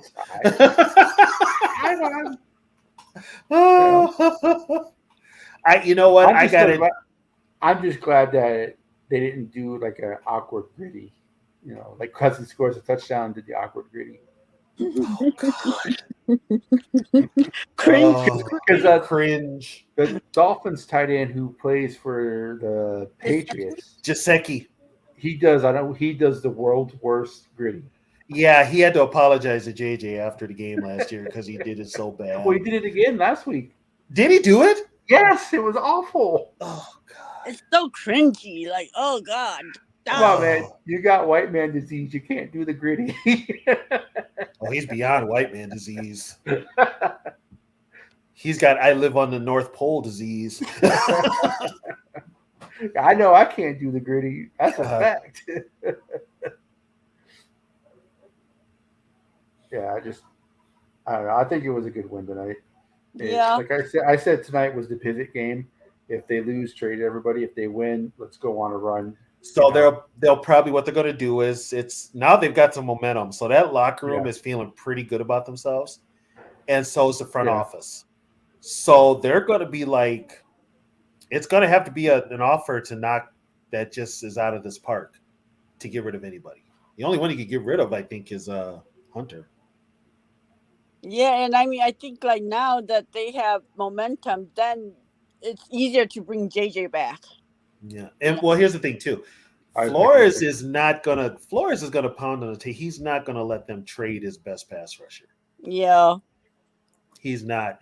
He right now he doesn't have a lot to work with. yeah. I mean, that's So one bright spot for him. right. So the last thing you want to do is take away his one pass rusher, Yeah, the one player that the teams have to scheme for. yeah, You don't want to take that. So I think they stay status quo. I don't think they move anybody. There's going to be a lot of probably calls. But yeah, like Yogi yeah. But said, they're like lowballing us. Like, I mean, like a third round for Hunter. Are you kidding me? because they're dealing with Quizzy. And so I'm like, no. If you don't want to give up a first round, then forget it. Yeah, they're dealing with Quizzy. If this was It's his if this price was tag, and he's if- going to want an extension. yeah, that's another one too. But if they're also dealing with somebody who hasn't been in the game that long, Quizzy's brand new, and they saw what the Lions did to him. That So yeah, so they're kind of like they're going to lowball Quizzy. Yeah, and he needs to be able to be firm enough to just turn the deal down. Right. And that's where I kind of think there's somebody in Quasi's ear, because remember when Quasi came in and when KOC came in, the one thing they talked about was they were going to do everything as a committee. Okay, that's the curse right there. Everything is committee, which means Quasi doesn't have the power that Spielman had at all. So if anything's going to go down, you also have to talk to Andrew Miller and Mark Wilf. So with the team winning, and this is a Wilf trade. This is a Wilf trade. They will stay status quo because now they feel like they're going to go on a run, and these next few games are very winnable. Let's stay status quo. Yeah. Yeah, because I mean JJ comes back in like what, 3 weeks, right? He's out for mandatory 4. So it's been 2 weeks, right? Right. So he's back for what is it? He's back after the Atlanta game, I think, right? Yes, he's back after the Atlanta game. Yeah. So that right there, he looks like he could be ready to play now. I'm just being honest. Yeah. But I mean, put it this way: if they go on this run without JJ, you get JJ back. That puts defenses on high alert now because then not only got to worry about Addison, you got to worry about JJ. So if they ever get the running game going, this offense is going to make some noise. Yeah, especially if they make a run in late in December. That's because that's a month that really counts. Is you need to be able to win all those games in December. Yeah, and they're we going need to beat the Lions both games. Yes. And hopefully, Right. they don't slip up anywhere along the line before the Lions, and hopefully the Lions lose a couple. So, But it's what week are we in October? Is this the second game in October? Yep. Yeah. No. Yeah. No, third. Yeah. Yeah, because next this. week is the deadline, and it's Halloween next week. Yeah. Right. So they've won 2 in a row, right? Mm-hmm. So they're probably going to beat Green Bay. That's in October still, right? Yep. Yeah. We all know what month October is. It's Kirktober. Yeah, if we could move Kirktober to Kirk Wary or That Kirk would be Ember. awesome. Yeah. that would be awesome. But Yeah. I think I wanted, if they were healthy, I would definitely say 100%. They're going to go on every one. They might lose one because of not having JJ. Mm-hmm. But they are, even without JJ, they're still better than all the teams they're playing. Yeah. Yeah, it's going to So be. it could be a fun ride, one way or the It's other. going to be a typical NFC North battle down the stretch. And you and I have brought this up to the Young Bucks, Tony. What did we tell the Young Bucks? The Vikings history has shown that they never bad enough to get a top pick. Yep. They always go on a run. And I said, watch, if they beat San Fran, they're probably going to go on a run. They're going on a run. We both said that because, yeah they're going.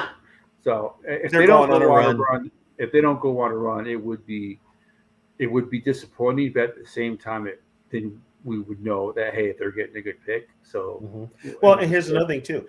This team doesn't know how to tank. No. And yeah, for real. They don't know how to tank, and they never would tank. They never would. Well, especially with Flores on the team, there's just no way they would. Well, Flores is not going to. No, Flores is not going to. Yeah, I mean, his defense is now middle of the pack now. They're not even middle of the pack. They're like top 15. Yeah. Yeah, Yogi, where do they rank after tonight's game on defense? You have that? I do not. Where would that They're be? probably going to be still 15. This is JJ, y'all. I talked about him, but he's camera shy. He finally. They're probably going to be 15, maybe better, because they did not allow a lot of yards tonight. No, they didn't. I think it was under 300 yards total. Yeah, so they could actually move up a couple of slots. They had like 65 yards of rushing tonight, like San Fran did. So, well, here's the thing. After tonight's game, these guys could move up to the top 10. Well, so Green Bay's 2-4. Uh-huh. The Falcons are 4-3. The Saints are 3-4. The Broncos are 2-5, and the Bears are 2-5. Only game that kind of worries me is Denver because it's in Denver, the altitude. Right. But it's still a winnable game. We played Denver after the Falcons? Yes. Yes. We play the Falcons after Green Bay. Okay, so it would be the Denver game that JJ comes back if he comes back after 4 weeks. Yeah, and that Denver defense is not very good. Yeah. Especially that secondary. So basically the next 3 weeks we have Jordan Love, Desmond Ridder, Russell Wilson. And this is not the same Russell Wilson that was in Seattle. Well, the only good quarterbacks the Vikings face the rest of their season would be Burrow and Goff, and those aren't even. And that's it. And the only one that's really good is Burrow, but he's hurt. Dare I say Cousins is the best quarterback left God. against the teams they're playing? Oh my God, I can't believe we're saying that. But look at the teams they're playing. He's better than all the teams that they're playing. I can't believe we're saying this. Oh my God. See, this is when people say Kirk Cousins is not a top quarterback. When you look at like this, other than Joe Burrow is probably better. I would say Joe Burrow is probably better than Cousins. But this year he has not been. So no, Burrow's playing hurt too. They basically got him out there on one leg. So Burrows would be the only quarterback that you would even consider being better than Cousins right now with the teams they have left. Some people say Goff has been good, but I don't think Goff is better than Cousins. Okay, if it's the same Goff I saw yesterday, Yeah, he played. Yes, George, he played. He was on the field. He did play. He was on the field. He's part of the highlight reel on McCaffrey's touchdown run. His touchdown pass. Yeah. Yeah, that Booth is on that highlight reel. And it always seems that when Booth is on the field, the other team scores. I'm just saying. Yeah. At least he's on the field, though. Yeah. Well, yeah, now I'm starting to question why can't Ward or Blackman get on the field? Well, Blackman wasn't a first-round pick. Booth was, so. Booth was a 2. So was Blackman. Was he? Mm. Yeah. Booth is part of the scene. Oh, that's right. Draft. Yeah. Okay. I don't know why I was thinking he wasn't for a second. And I can understand why Ward isn't getting in because of Metellus and Bynum. Bynum and Harrison are all playing well this year. Yeah, but I mean with Booth, I mean with Evans as a starter, who he Yeah, didn't well, he didn't look too bad. Evans doesn't have the best ability, but he's got that dog in him. He does. The thing that worries me with Evans is he's so concussion prone. Yeah, And that's what scares me with him. But he's got that new goofy looking helmet, so maybe that helps. He's like one of the only players on the team that hits hard. Yeah, and you kind of cringe when he does because he doesn't look like he weighs that much. Somebody brought up something tonight too. The teams are running away from pace. That doesn't surprise me. That doesn't surprise me. They must see something in the film where the guy he is quick to the hole. He really is. Yeah. So because I didn't hear his name much at all tonight. Yeah. But he was in on the one play that was tackled behind the line of scrimmage. He was on that. He was on that one. But also it helps that Bullard has really come into his own. So Bullard kind of like pushes the plays. What up, Gary? In an opposite direction, which kind of pushes it back to Pace. But yeah, they're avoiding Pace. But he's got good sideline to sideline movement too. So he's gonna make plays. Oh man, I'm just watching the highlight. That Purdy throw with Bynum's first interception. That was such a bad throw. That was. What is it on NFL Network? I'm watching NFL Network. Yeah. Okay, I got like so many damn channels. Can't keep track of them. Well, I'm gonna log off, guys. I'm getting sleepy, so yeah, I'm about to hit it myself. Yeah, no, we're all good. You know what? We got to win tonight, guys, so we can sleep easy. Yep. And at least we can say we beat a good team now. Yeah, we did. Yeah, I can't say, we beat the worst two teams in the league, and we didn't beat them by much. Well, put it this way: now the Lions would be like, "Well, we beat the Chiefs." It's like, so what? We beat the Niners. Yeah. Right. So and the Niners win actually means more because they're in the same conference. Yes. So, and I think right now, I don't know if the Lions. I think the Lions division. I think we got a better division record than the Lions right now, don't we? I don't. Lions. They are 1-0, and we're 1-0. Okay. Because then we beat. We beat the Bears, and then they beat the Packers. Okay. Yeah, they loaded up the division towards the end. For us with division early games. For everybody else. Yeah, mostly. So, well, it's been fun, guys, and I will see you guys all tomorrow for our show. Yeah, isn't the Vintage show tomorrow? No. I thought I sent you the message. No, I never got it. Oh. we went on air production meeting. We moved hold on. We moved it to Wednesday right after One Bar